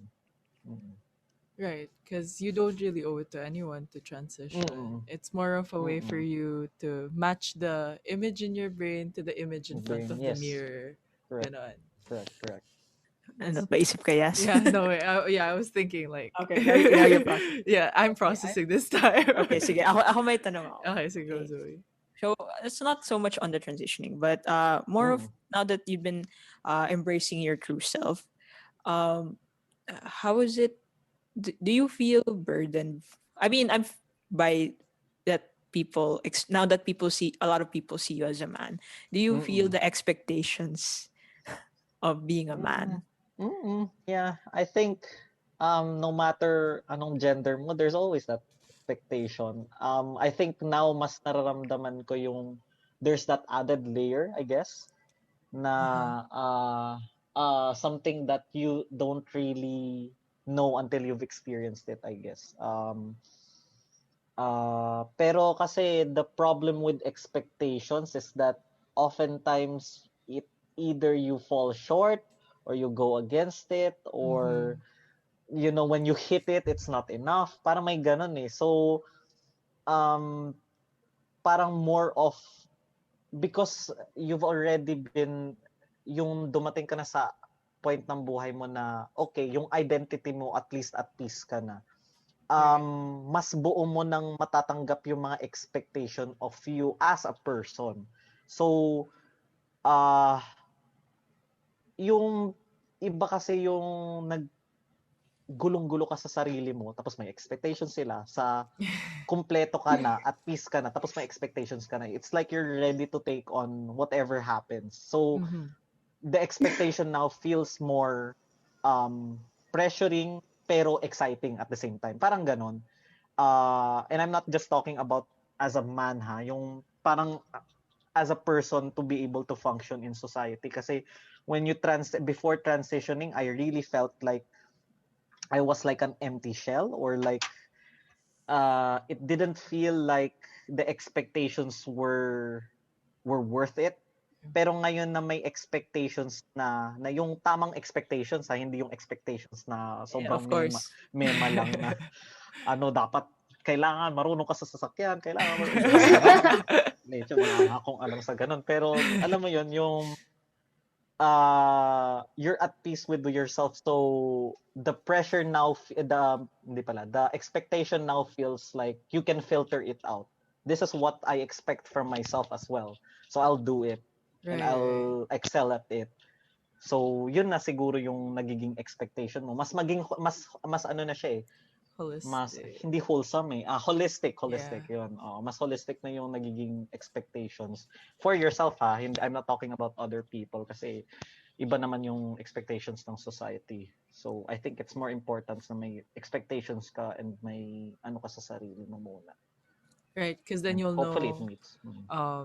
whether or not you could take what society expects from Mm-mm. you and turn it Yes, into yes. something more suitable for yourself, right? Mm-mm. Yeah. Mm-mm.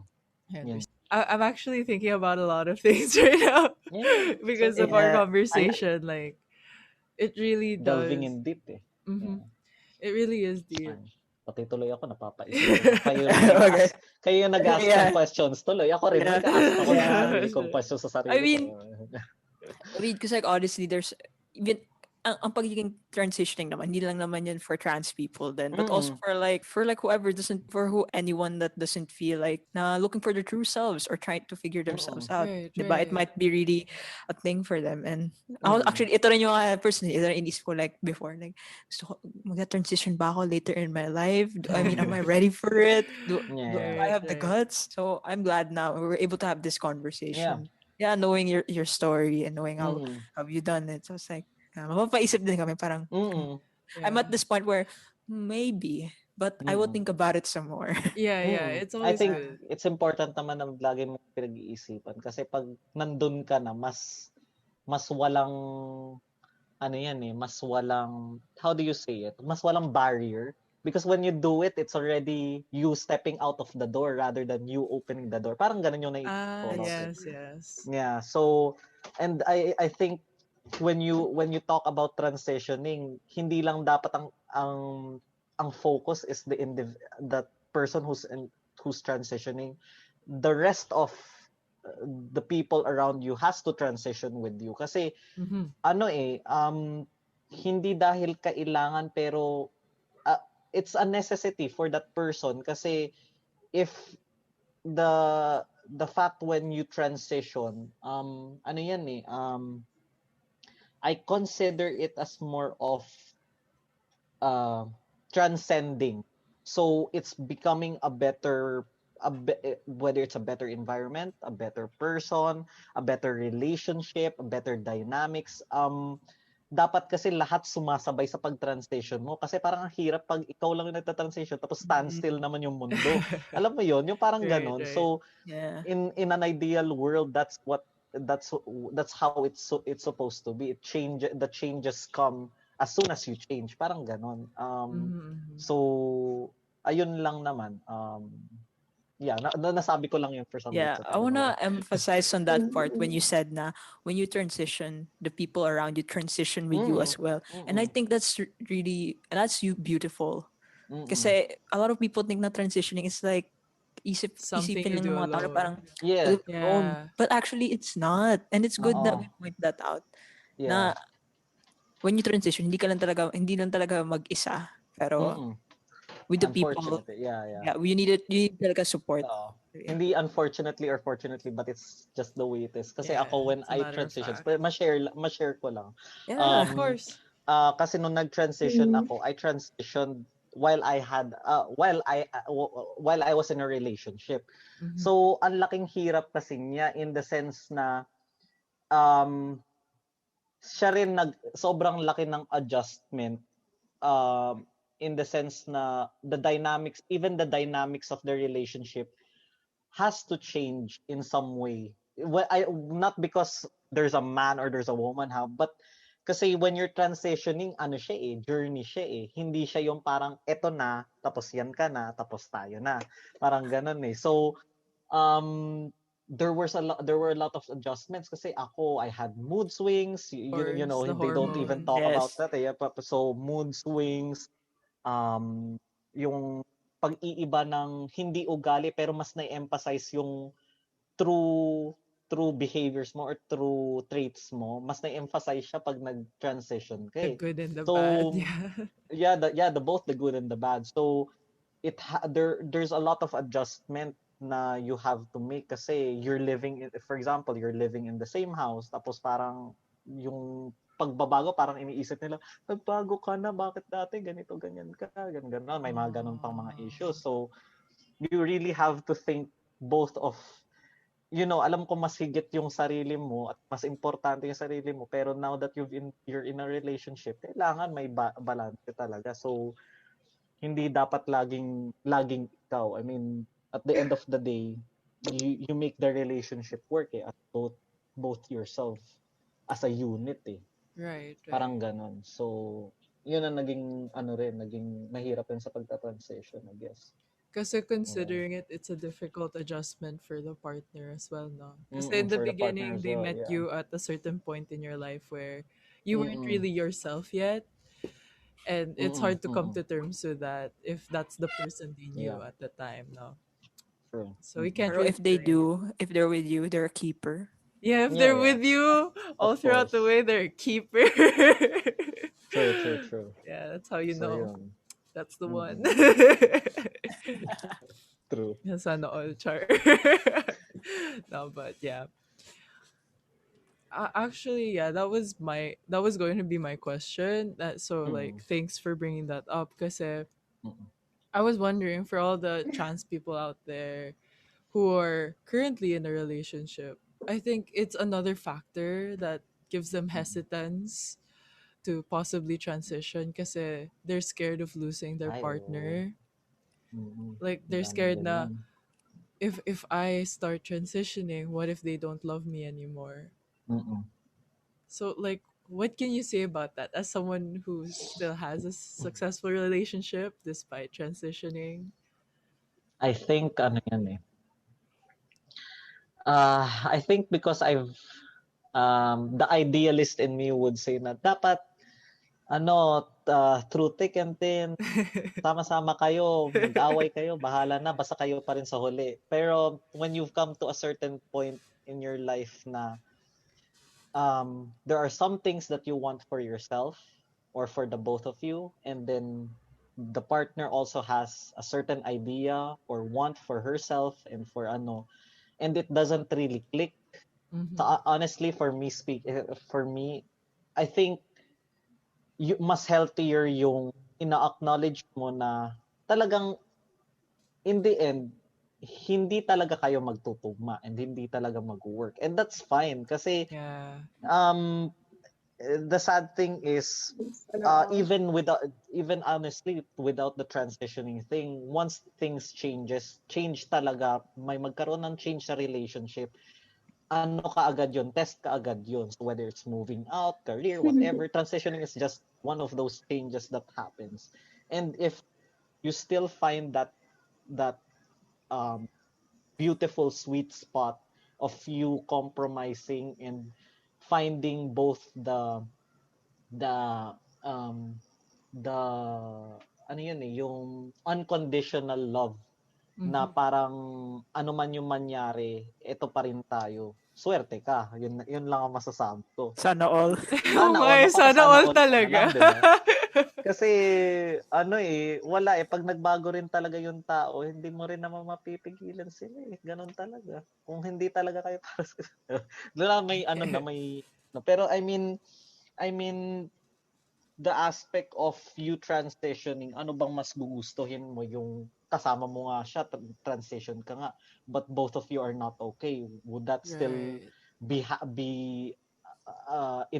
would that still be good for who you are or for your identity as both an individual and as a couple, di ba? So kailangan talaga i-examine niyo yun Mm-hmm. habang even before and even during the relationship. O okay pa tayo, okay ba tayo, okay ba tayo. Ganyan lagi hina-ask mo dapat sa partner mo kasi minsan nagbabago rin talaga.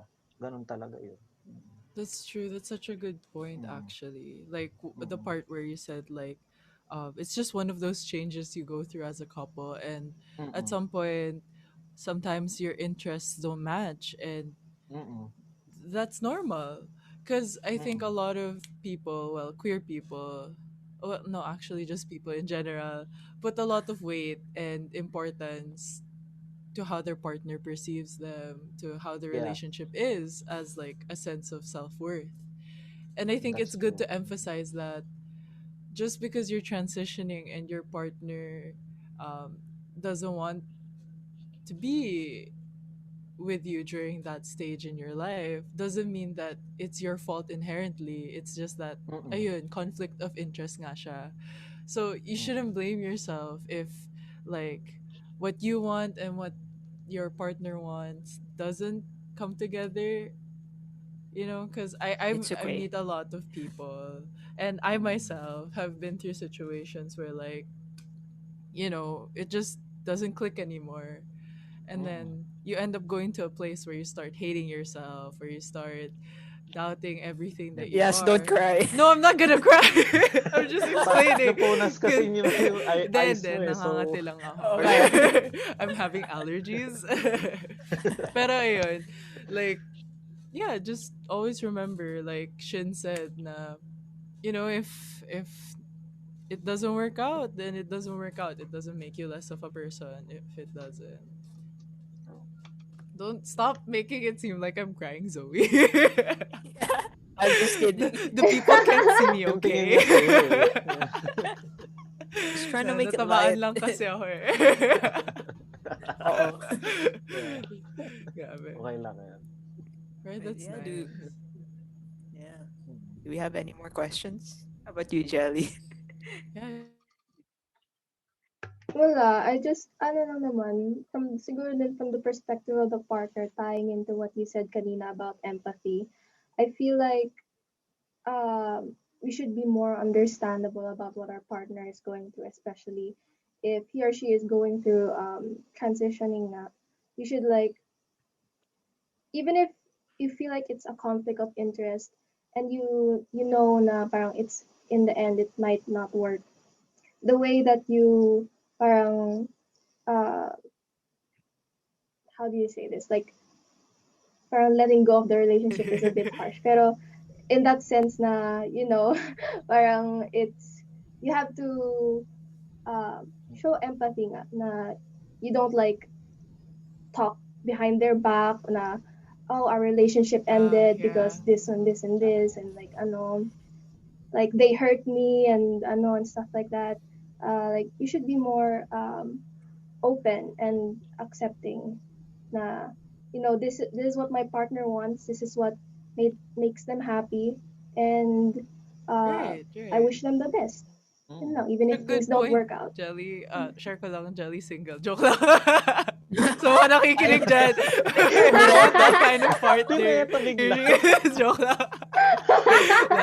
Yeah, because, No, but yeah. Dating na pala, no? Ano, dating dating advice Hindi ako podcast. guys. na-inform, ah. No. No, pero I think it's good na yung sinabi ni Jelly na yung kung hindi man nag-work out or at least hindi nila kayo masabayan with the transitioning part in your life. At least like have like mas okay kung sila mismo na kahit hindi kayo nag-workout, naintindihan nila yung pinagdadaanan. Mhm. Tapos sila mismo yung naging alay. Kahit hindi kayo naging kayo, siya pa rin ay naging alay. And I think that's wonderful. That's Yeah. cute. Yeah, that's That's I, good. really I Yeah, like not bad. nice. that's Oo. So, Happy na sad, pero at least, di ba? Hindi mabigat sa loob. Alam mo yun, yung pangit yung ganun, mabigat sa Oo loob. nga, don't hold Naging, it against them for figuring yeah, out who they oo. are and Oo. what they Yeah, want in that's true. life. Oo. Like, Mm-mm. like why? ayaw mo ba yun na yung taong minahal mo, mas mahal niya sarili ngayon? Oh, exactly. You That's know, true. let them Oo. achieve that self-love. Yeah, self-love talaga. Oo. Mhm. At saka, don't be bitter exes. Yun din. True. May hugot. true. Para may May hugot ka hugot. dun na. Oo, si Si Zoe Zoe. rin pala may hugot. Nagpaparinig. Hala. I'm just trying to speak for the ones out Na, there. ikaw yung nag-umpisa Not eh. necessarily for myself. Ako kasi yung bitter Advocating. ex. Ay, just kidding. Ay, ooh. Anyway. Honestly, we had such a good discussion. I've learned I Yeah. gained a different perspective this time, which I think is super helpful, knowing that we have, non-binary people coming in, trans women coming in. It really highlights the fact that it's an individual personal experience for each Mm-mm. and every one of you to go through Mm-mm. transitioning or to go through like this life, you know. And thank you Yeah. for coming here, Yeah, honestly. of course. Sobrang saya. It is. It's At so least hindi fun. kahit na malalim yung at saka talaga mapapaisip ka, at least you kinda get an insight even from listening to you guys, yung may naiisip ka rin na yung mga nasasabi nila, "Oh, ano, parang Ay, wala akala mamayang ko, gabi nakahiga na lang ulit ako, lutang. umisip-isip na lang ako sa mga Real talk. pinagsasabi ninyo." So, May yun lang. nako-contribute So pa pala tayo, it was Zoe. really yeah naman. Yeah. Siyempre. So, So thank you again for inviting. Oo, sobrang saya ng discussion, and yeah. more power to you guys kasi yeah.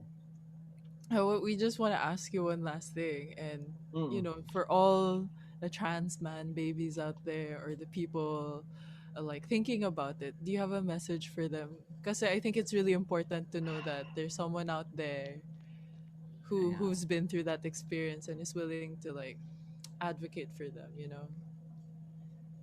Mm, I think for me, I think the important what I can share is you have to take your time. It's not a race. If you start late, if you start early, if you make some mistakes, if you kind of stumble, ano yun, it's all part of the process. Kasi to be honest, even the veterans, those who have transitioned years into who they've become, they don't always have all the answers, and I don't have it. So I think you have to really, it's important to take in everything, learn from all the people's experiences, and then make that journey on your own, even if it goes way off the path of what you've expected it to be. So yung ano lang talaga, kailangan may tiwala ka lang sa sarili mo. Yun eh, yung kahit na ibang tao or ibang iniisip ng iba, parang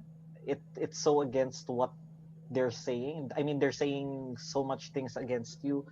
Ano yun, ang panghawakan mo lang kahit yung sarili mo. Parang ang gaan na kaagad ng feeling pag ano. Kasi there are people who will come, tapos silent supporters na lang sila na parang pag narinig na lang nila, tapos nakita na nila yung journey mo, you'll realize na, okay, from the start pala, okay siya. Hindi lang niya sinasabi or something like that. Parang gano'n. So, take the time, enjoy it. Actually, yun importante rin. Enjoy mo rin yung journey kasi you only get to do it like, hindi naman you only get to do it once, pero parang ano siya eh, parang you're looking back at na parang kala mo matanda na, pero parang you're looking back at it, ang cute ko pala noon, ang baby ko pa, ito yung mga naisip ko, yung mga ganon. Parang enjoyin mo lang kasi it doesn't have to be so heavy. It should be both heavy and light. Parang ganun yung pakiramdam mo pag when you transition. So yun, enjoy, take your time. Yun lang. Ayun. Thank you so much for being here Mm-mm. today. Yes, thank you Ren for inviting me and having a fun discussion. Sobrang nag-enjoy ako. Yeah. We'll be back with our next guest speakers after this short break. Hello, everyone. I am your host, Yas, and welcome to Trans Speaks. Today, here with me is my co host, Zoe. Hello. And Jelly. Hi. So, Zoe, can you tell us about our guest speaker for today? So joining us today is Mr. Chase Tolentino, and he's a trans man. So, Mr. Chase, hey, please introduce yourself for our listeners. Hi, I'm Chase, and I'm the president and founder of Trans Man Equality and Awareness Movement. So we're a support group based in Cebu City, but we have members all over Visayas and Mindanao. Wow, that's really cool. Just a question. Aren't are you guys the biggest like trans man um group in the latter part of the Philippines? Like we have a lot in Luzon, but yeah. I think so. I guess we're the most organized and most active in Visayas and Mindanao. Yeah, that's really cool. I think most of our speakers are Luzon based, aside of a couple few. So it's really nice to get to know people from other parts of the Philippines because, experiences vary depending on where you're from. Hmm. Yeah, so without further ado, let's start it. Though the questions may be a bit difficult to answer because they're very, very personal, and we thank you for being here to be able to share them. So, for our first question, what's your transitioning story, if you don't mind telling us?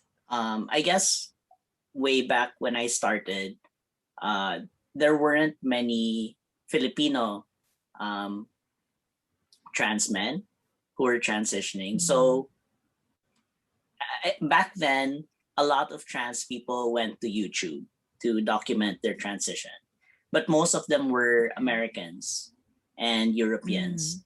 No? It was then like in long ago, like 2006 or 2007 Oh, pa, like I discovered the word transgender and specifically like transgender men. No? Then I began to socially transition, no, changing mm-hmm. my hairstyle. But in terms of clothing, I always wore clothing for men.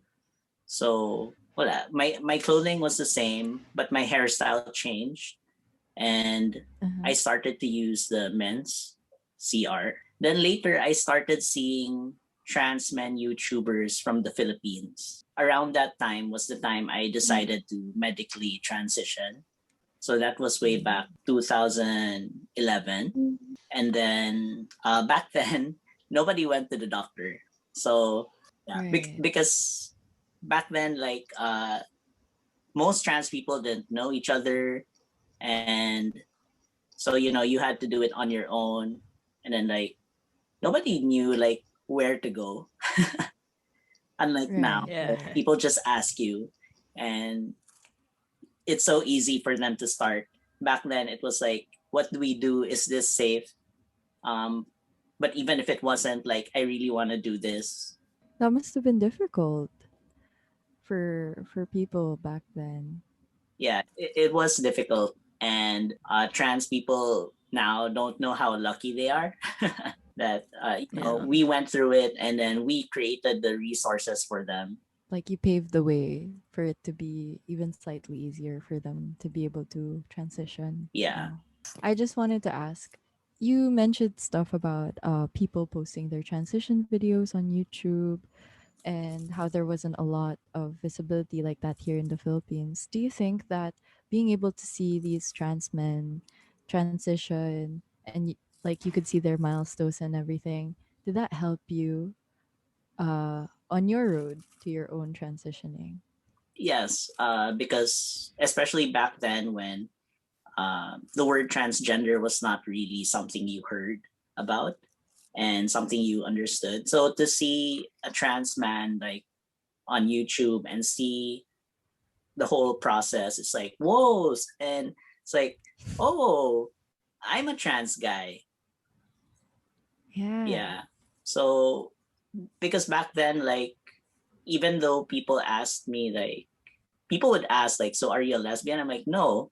But then at the same time, I didn't have a word to describe my experience either. So to other people, even if you say no, you're not a lesbian, for them, you are a lesbian, diba? Parang something like that. That's Right. true. And then so to Yeah. see like an actual transgender person, like maybe not in the flesh, but a video of them, it's like, whoa. It's like, oh, that's me. Yeah, Yeah. yeah. Media representation is very important. And it's really nice to be able to see people go through the things that you're going through, I guess. Yeah. Yeah, and I want to ask, since you are living in Visayas right now, right? Mhm. And when you were transitioning, was it hard to get medically transitioning? Was it hard to get the resources and needed for it since it was in Visayas? Even back then, we didn't have Lazada and we didn't have Shopee. And uh, Right. to be honest, even now, most testosterone is sold on the black market because even if there's a growing need for it, pharmacies don't typically stock it. So there's a very big black market for it.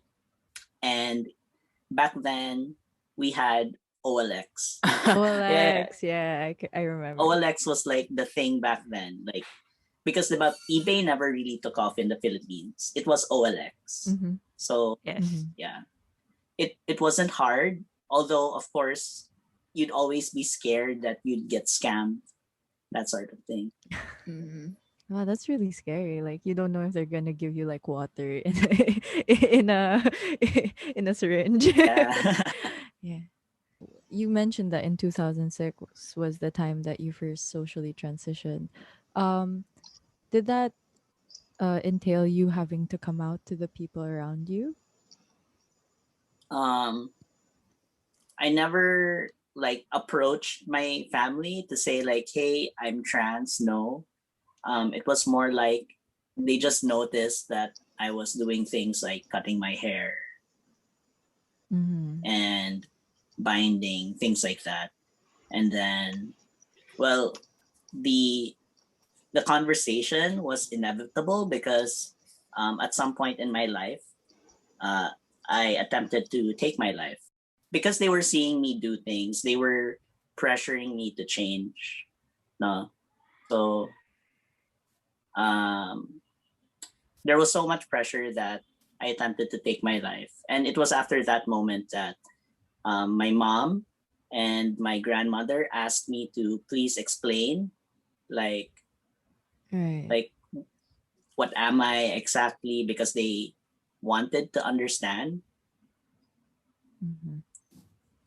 So yeah, it was like for years they refused to acknowledge it, and then only because of that, um, that they Yeah. decided to try to understand me. Thank you for sharing that. It must have been hard to think back on those memories, especially how they made you feel.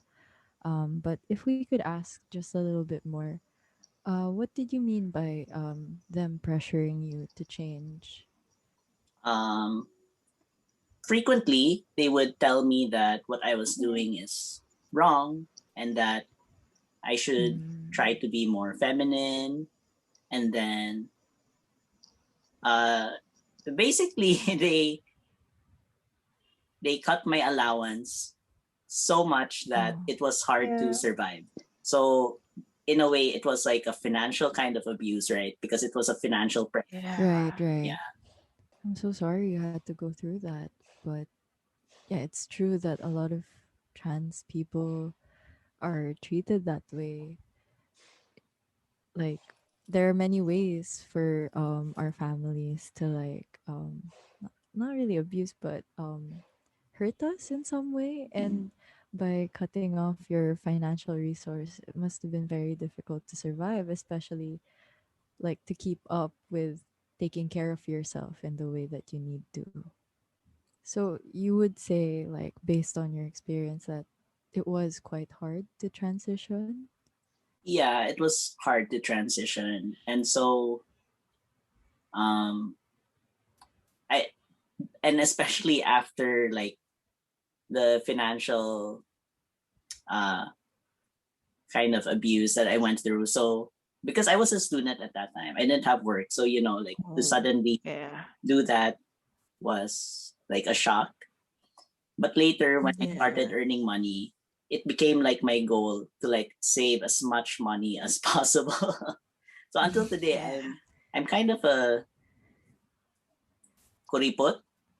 I don't yeah. So because Yeah. like I'm always saving money because I never Mm-hmm. want them to be able to use that as like a Yeah. tool Against you, against yeah. me. So Mm-hmm. if they're gonna say, "Oh, we'll cut you off if you don't change," like, so what? I don't care. I have money.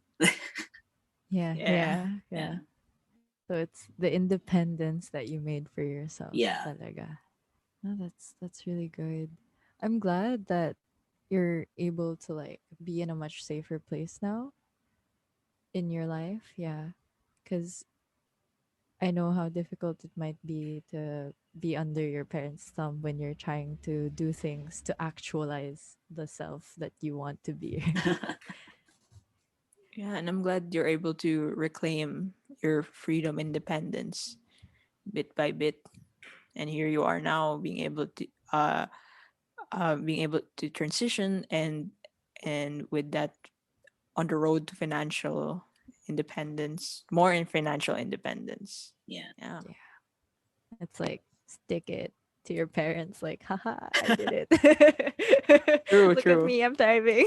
Yeah, it is Yeah. true, like um because for many LGBT kids, like one way to control them, right, is to control Mm, them through money, because especially if they're still young and they're not independent, Yeah, then it's a way to pressure them. No, it's a tool. yeah, it's yeah. yeah, it's definitely like my house, my rules. You have to do what I say or else you don't have a house.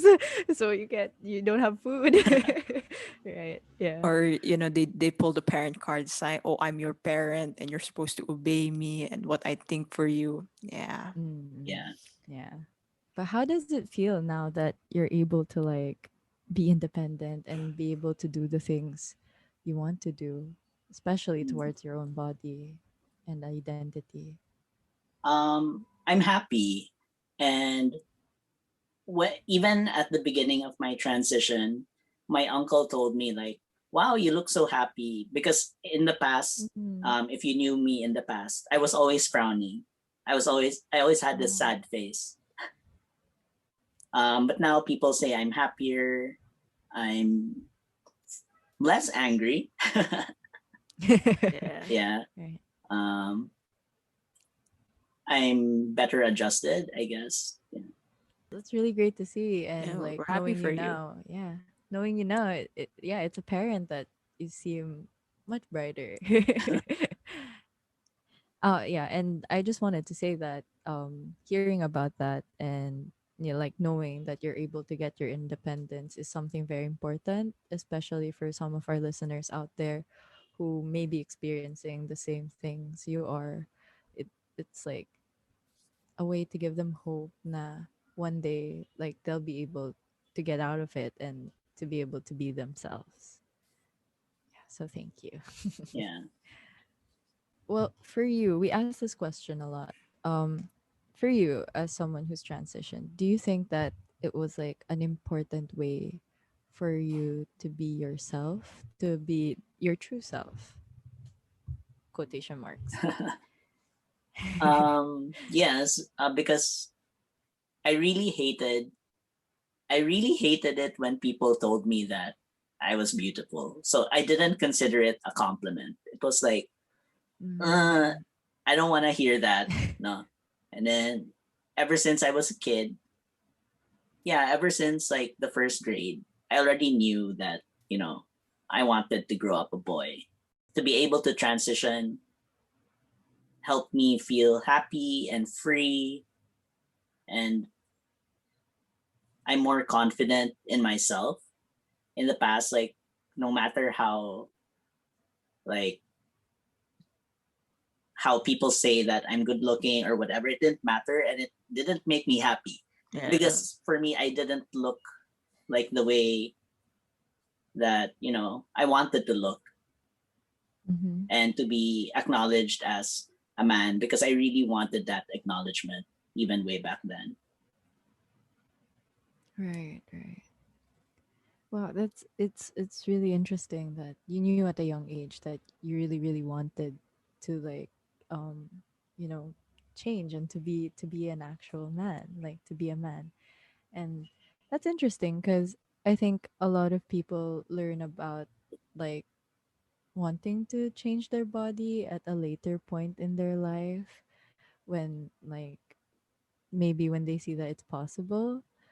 So like growing up as someone who is feeling those things like at a young age, like how was it? How were the people around you? Like maybe your classmates or like your teachers? Well, in the first grade, we had this very tomboyish classmate, and I Mm-hmm. saw a lot of people bully her. So, Oh. in a way, I did feel scared, a little bit scared, but um, I never hid who I was, even from a young age. So, like, even my grandmother at when I was still very young, I think I was still in kindergarten. My grandmother told my mom, "You better watch out for your child because I think your child is different." So even then, That's people kind of knew I was different, and then yeah, but but I was always like authentic in school to my classmates, even mhm. if I wasn't really my authentic self at home. So it's good, no, that you were able to at least express yourself the way you wanted to outside of your family. I think a lot of people do that. I mean, I do that. Like when I go back home, I try to be prim and proper, and then when I leave the house, it's like, "Ooh, I'm myself." Yeah, but I can relate to that in a sense. But yeah, your grandmother said that to your mom at such a young age. Yeah. So even when I was very, very young, my grandma was already like, your child is different. Oh man. Grabe. Yeah, it sounds like you came from a very conservative household, and that has played like a very that must have made things hard growing up. Mm, not quite. My mom's side is more progressive and liberal Mm-hmm. Mm. than my father's side. But like Mm-hmm. my father's side is like full of homophobes and transphobes. Ah. Right. Yeah. But my mom's side is, I guess, yeah, more progressive, more liberal. And it was actually my grandmother who first accepted me before my mom did. Yeah. Oh, that's Although it was interesting. my although I had an uncle, like an uncle that I was very close with on my mom's side that always accepted me for who I was. But still the fact that my grandmother accepted me before my mom was like, wow. Yeah. Oh, wow, Lola. Because people always say it's like the older generation that's more difficult to change, they say. Mm-hmm. But I feel that sometimes it's the older generation that's more okay with it. Because like my grandmother, she said that, you know, she thought about it and she realized that I wasn't hurting anybody by being who I was. And so that was Yeah. enough for her. It's a very progressive grandma. I wish we all had one like And that. I guess they get more chill when they get older. Yeah. Yeah, yeah. They're like, oh, I'm gonna die anyway. Might as well just accept everything. Just kidding. No, but I think for parents, it's hard to like be more open minded about it because they birthed you and like they raised you and they always assumed you were a certain way, right? So like for you to not meet those expectations may Mm, be like one of the things that make it hard for them to accept you, yeah. but at least they do now. Even before you were born, your parents already had dreams about what you were going to be. Yeah. Oh, So that's so true. Like you could feel the Asian pressure from the womb. Like, oh, The I have to Asian be an pressure. engineer. I have to be a doctor. Yeah. And yun din, like parents also like assume that they know you more than you know yourself. So when like things don't go the way that they predict or like think that you will be, it like sets them off na, oh, okay, then I don't know, it becomes a little bit of a I don't know everything about my child. Parang ganon. Like, have they been hiding things from me? Parang those kinds of thoughts.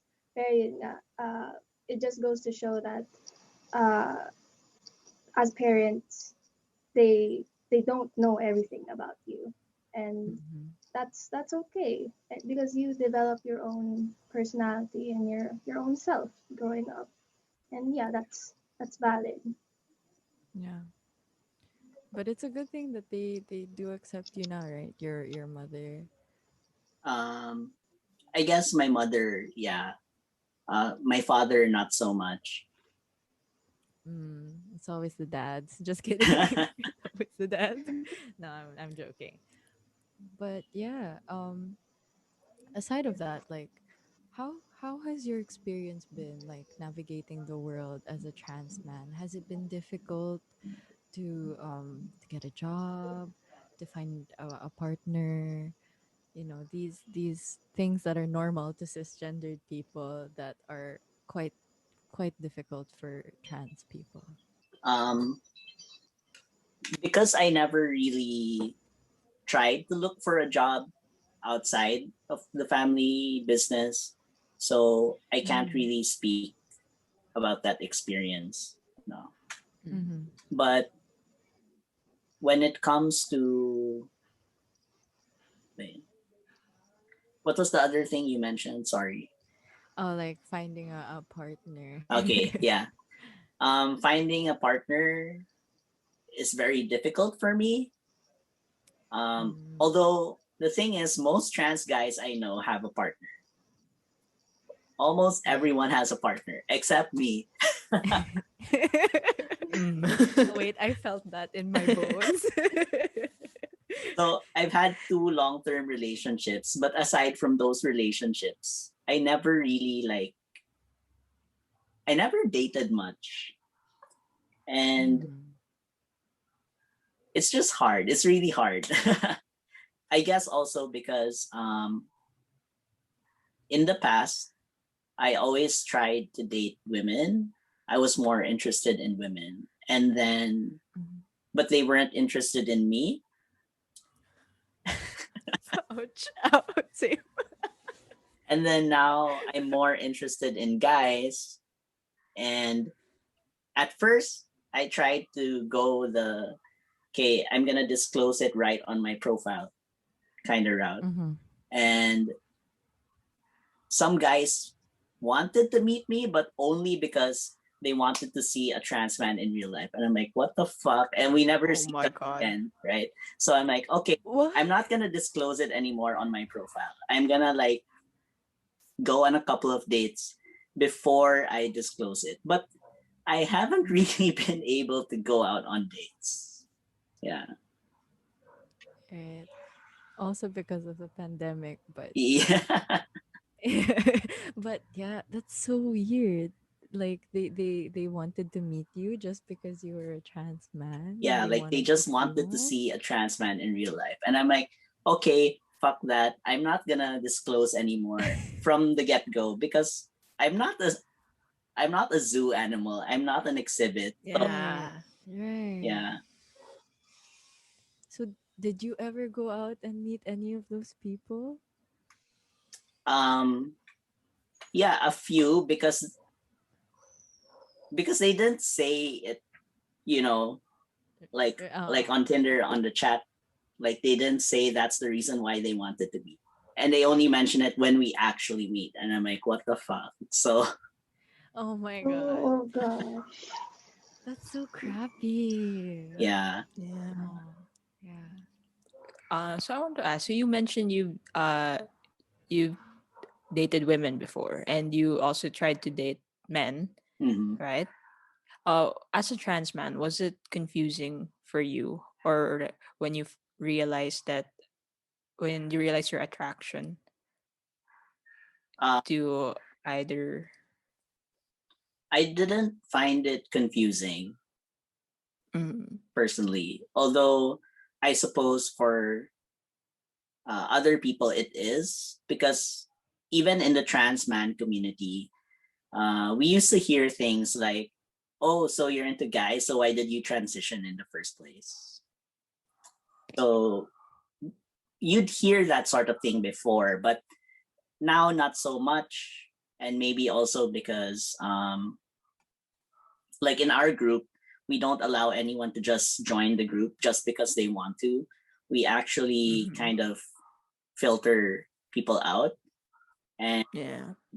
we interview them before we allow them into our group. And we kind of Yeah. do a soji like discussion before they join our group, just to make sure that they don't say the wrong things. Yeah. So yeah, that's good. Yeah, and it's good that we see the diversity, different diversities. And yeah, what you said about there's that stereotype before, because it's like if they find like there's that sort of stereotypical mindset, like if you're a guy, especially, and even whether trans man or not, they'd assume that people will assume that you like women, when that's not when that shouldn't always be the case. Yeah. So yeah, Right, that's such a good point, Zoe. Yeah. But even until So now, even if it's more open, trans guys who like guys don't really talk about it. yeah, Yeah. Like if um, you look at trans groups, you'll notice, oh, I'm having problems with my girlfriend. Um, I'm gonna meet a girl, etc., etc. But you hardly ever see any trans guys talking about their problems dating men because they don't talk about it. yeah. Yeah. I think many of them are afraid to talk about it. and why do you think they're afraid to talk about their attraction to men? Um, because we tend to look at trans people based on their sex assigned at birth. And so for a trans man to be attracted to a man is like, oh, so you're still like a girl, diba? Parang something like that. Or Oh. like what other trans guys will say, why did you transition in the first place if you're just gonna be with a guy? Yeah. Wow, I didn't really expect that. I didn't know that like there was that kind of thinking in the trans man community. Wow. Like toxic That's surprising. masculinity exists even in the trans man Yeah. community. Oh, man. Yeah. Oh, sorry, wait. My brain is like Yeah, the same. processing that Yeah, I was like, cuz like Yeah, because usually those kinds of remarks are you would expect them more usually from like cis het people, but like cisgendered within people. the trans man community, it's like, whoa, okay, so this is still a thing. Parang ganun. Yeah, it's still a thing. Yeah. And That's part of whenever we do soji, we always emphasize things like that. Like you shouldn't assume a person's sexuality based on their gender identity, no, or even the choice to transition. It's like or the want to transition. Not everybody wants to transition, and right. even people who want to, not everybody can. For financial or Mm-mm. medical reasons, they can't transition. Right. And that shouldn't make them any less of a man Yeah. than they are. and you, I want to emphasize on what you said, that people shouldn't question why someone transitions, Hmm. because Mm-hmm. it's none of their business in the first place. It's like it's your choice to empower and embrace your true self, and people shouldn't have a say in that. Yeah. We believe in bodily autonomy. So um, we have, you know, we should be able to be free to decide what to do with our bodies. No? Yeah, yeah, that's really true. Like for anyone, we're all free to do what we want with our bodies, no matter what people say.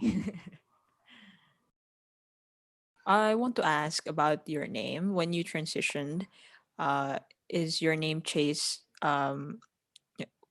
Is it something you had in mind before, or was it one? How do you phrase this? So, Like, well, was like, it a Help me word childhood this. how nickname? did I come to be called Chase? Yeah. Mm-hmm. Yes. Yeah. Yes. Yes. There we go. Um, so my barkada at the time, um, basically forced the name on me. They knew that I was trying to decide on a name for myself. Mm. And one of them decided, because I think she had a crush named Chase. I just don't know which actor, but an actor or celebrity named Chase. So your Chase, your Chase. Everybody call him Chase. And then Just it like just that. kind of stuck. Yeah, but Mm-hmm. I don't feel bad about it because uh Chase is a better name than the one I chose. Oh, I Oh. see. Yeah. Well, what a friend, right?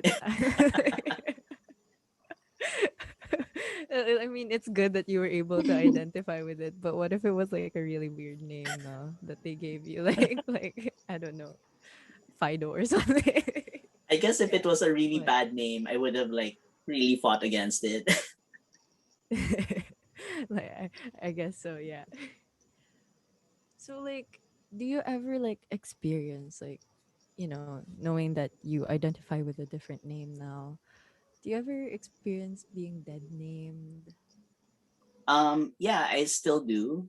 In my family, because in my family, some people dead name me, but some people call me by Chase. Mm.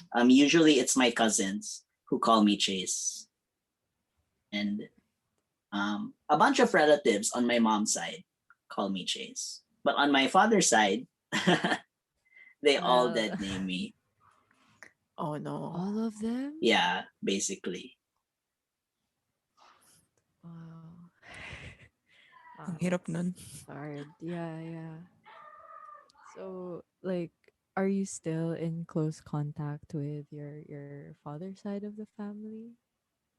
Yeah, we're still in contact, but I just ignore it, and then Mm. I'm not really close to them. I don't talk to them much. No. So It's good that you're I just avoid no, sorry. avoid uh, you know, um interacting with them. Yeah, because it must be hard having to deal with that every time that you see them or talk to them. Yeah. Oh, but to imagine like a whole side of your family being unable to like transition with you or like at the very least try, then that must have been very difficult. Well, they're very homophobic and transphobic. So, yeah. Oh, so like before you even transitioned, like you already knew that they're probably not gonna you're not gonna be able to accept who I am. Yeah, I already knew. That's why I never really came out. It's just that Mm, Mhm. um the conversation inevitably came, but I did not initiate it. sorry, it's just yeah, it's hard to like say eloquently that some people just like even if you're family, like it's just really really difficult for them to understand talaga. Like sometimes the people who are least close to you are able to accept you more, and it's just a concept that's very difficult to like swallow. Yeah. Zoe, are you I'm okay? yeah, it's just a lot to Yeah, intake yeah, because yeah, yeah, yeah. because it's I'm really at lost words here. No, I it's mean, I just want to okay. thank you for like sharing it. It's a very personal story, and thank you for having the courage to share it because these aren't kind of experiences that people don't always often talk about. Like we've heard people talk about how happy their transitioning story is, but what about the other side where it's not the ideal uh the ideal transitioning story where everyone would just accept you and not dead name you and everyone would just willingly embrace you. That's not always the case. Mm. And I'm processing all of that right now. Yeah,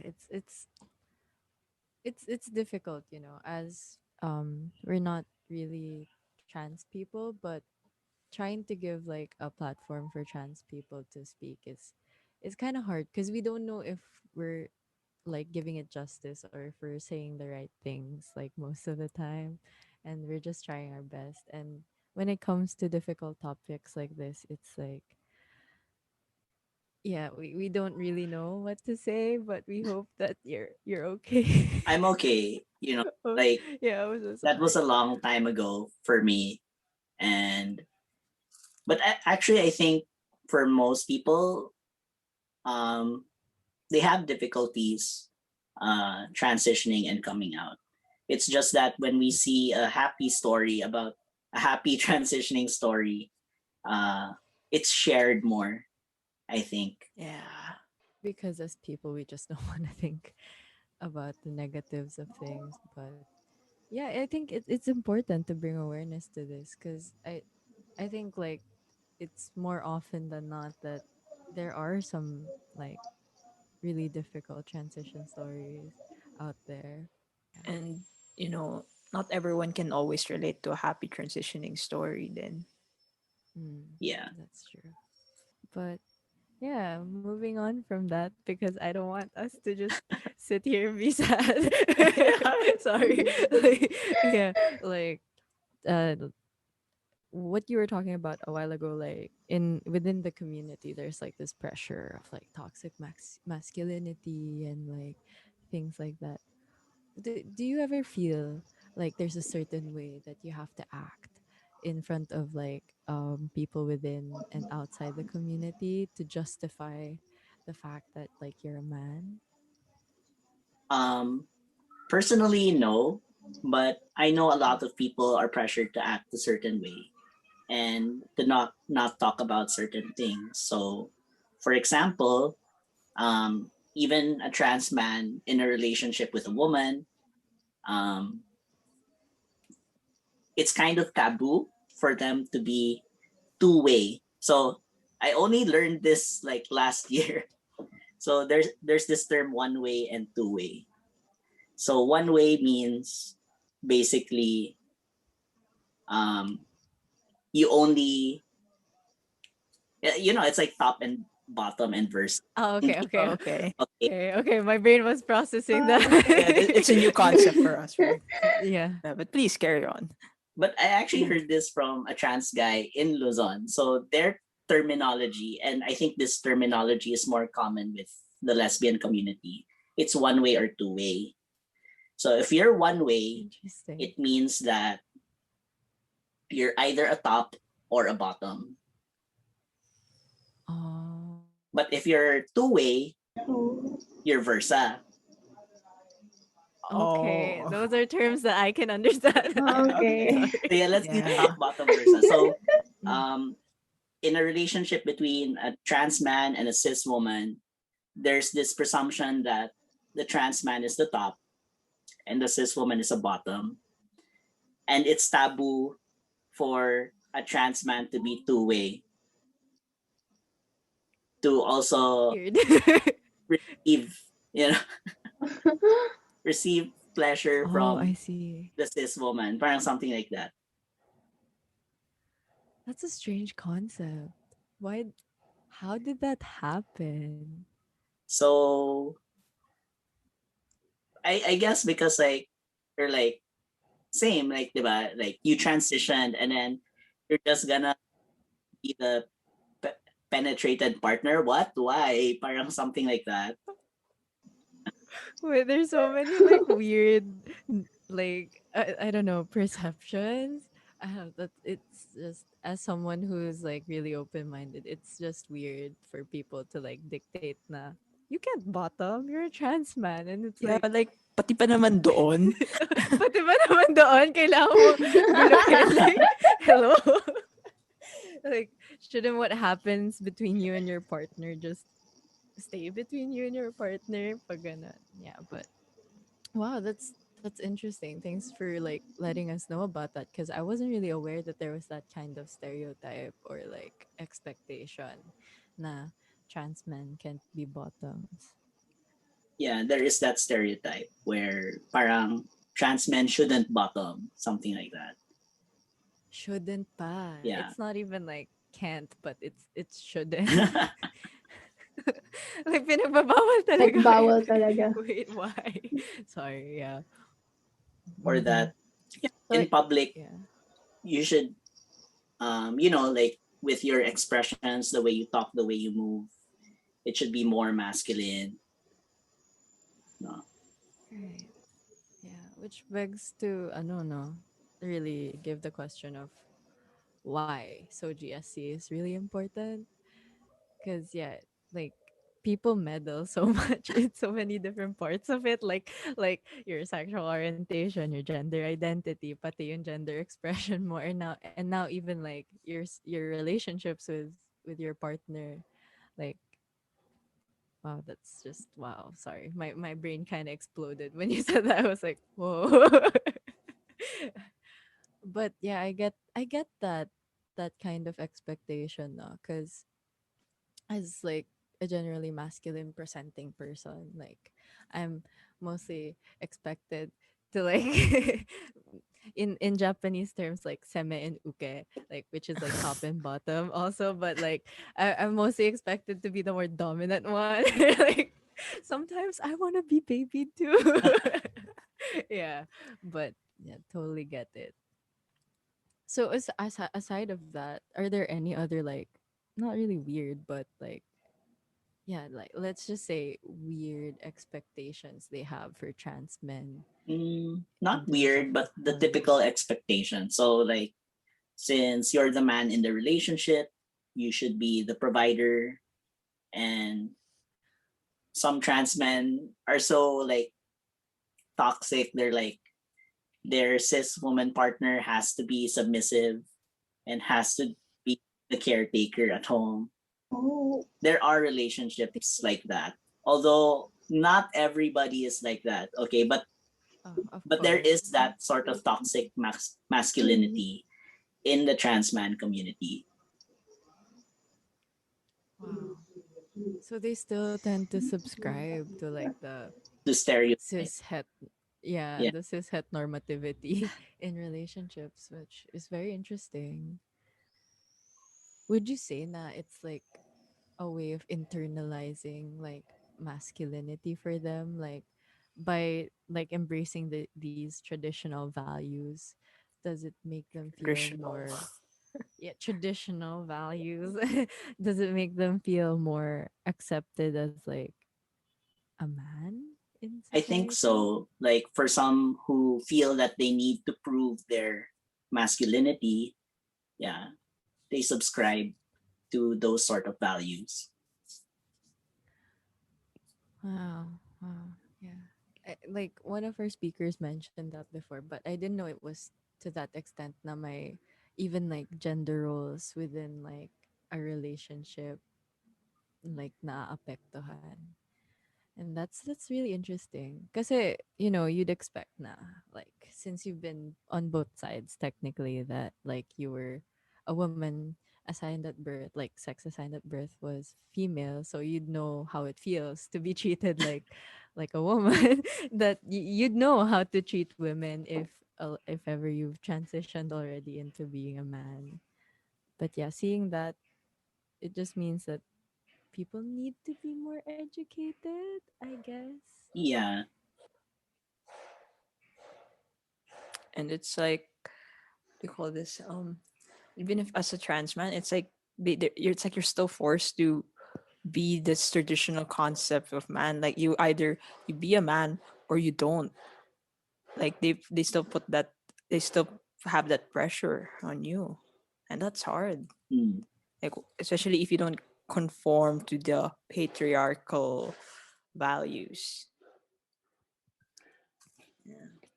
I actually have a question. Yeah. Um, are there any like, say, trans men who express themselves like femininely in your community, and how are they treated or how are they received within the trans man community? There are trans men who act femininely. So um, in the past, you'd see comments like, "Oh, why are you transitioning?" etc. But in our group, that doesn't happen because I call them out on it, and I guess some of the members are kind of scared Nice. of me because I'm so Nice, nice. strict. So I call them out. Even like typical stereotypes, like when they say, "Oh, because they're women and so they're like this." I'm like, "Hoy ha, stop stereotyping. You're stereotyping again." That's good. That's really good. And they listen to you when you say things like that. Um, Sometimes they still say it, and then I just scold them again, and then yeah. But majority of our members don't do that. Yeah. Oh, that's really good. Like you're setting the boundaries of like how they should behave as people. Like I don't think a lot of people would have the courage to call people out within the community because like I don't know there's a lot of like stuff going on, but yeah, it's nice to know that you're continually like telling them that it's not okay to stereotype people no matter like who they are. Yeah. But so knowing that there are like feminine presenting like trans men, like do you think as a whole like they're not very well received within the trans man community? Yeah, they're not as well received. And if you notice, like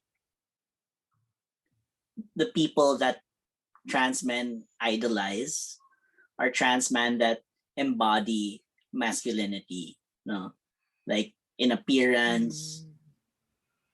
in attitude, personality. They always choose to idolize the very masculine ones, the one, let's say, passing, trans men who pass, Ah. no? Mm. Right. And that's kind of sad because like you just want to be yourself, right? And the fact that there are all these expectations from people within and outside the community, it makes it hard to breathe. And it makes it hard to just exist. Yeah. But I guess yeah, that isn't a topic well talked about, no.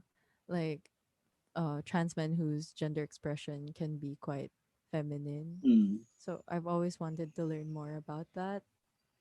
But we have Yeah. members who are kind of feminine or androgynous, no?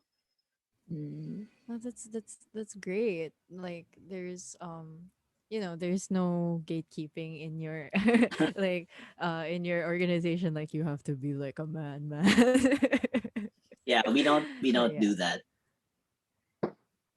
Yeah.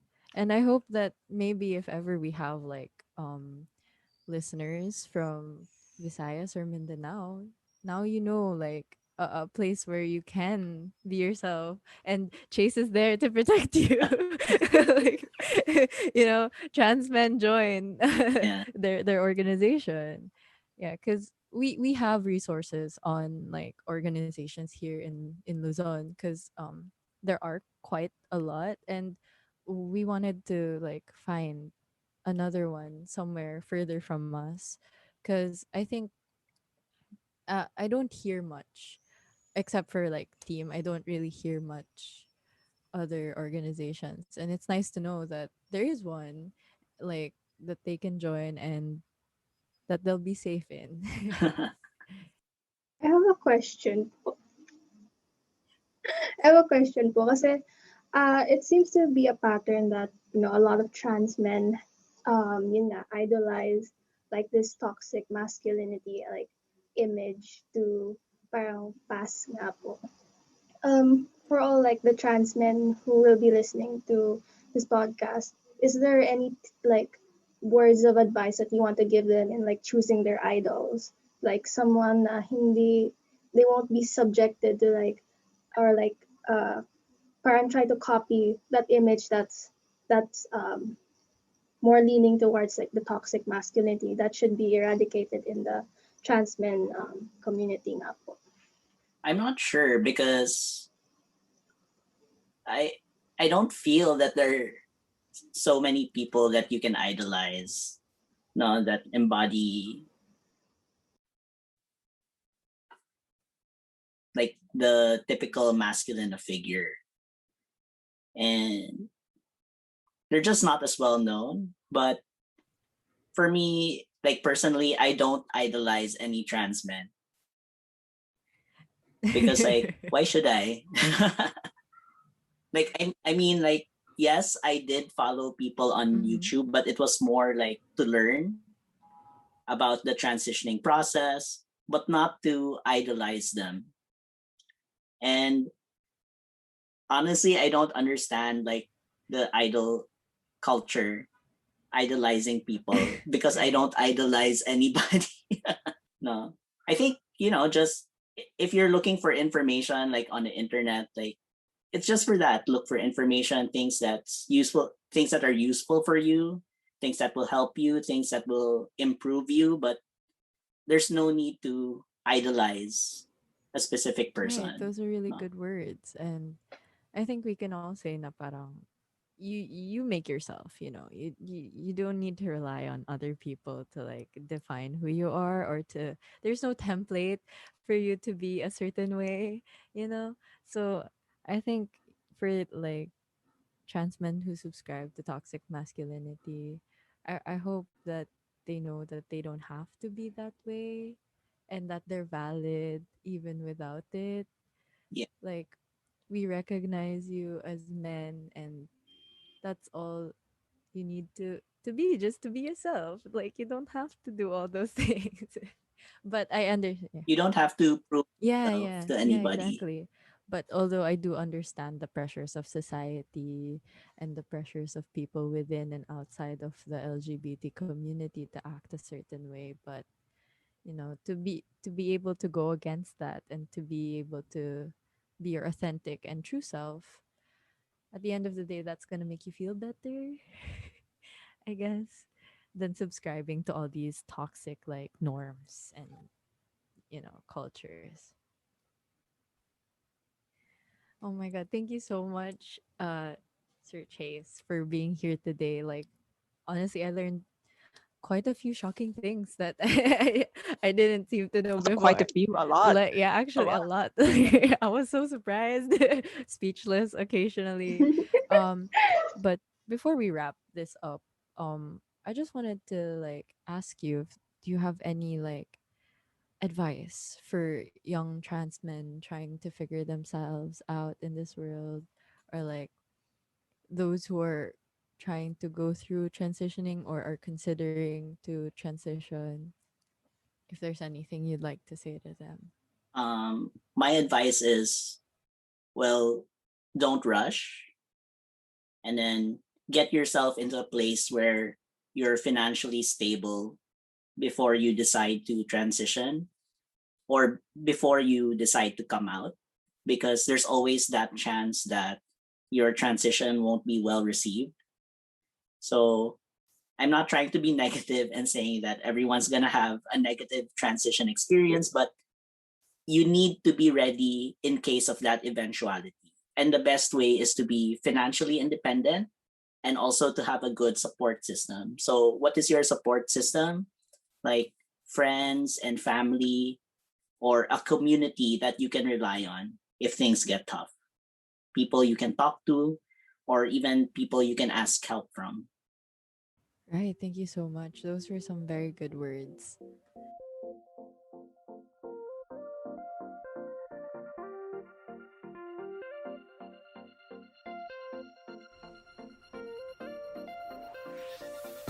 Thank you for listening to this episode.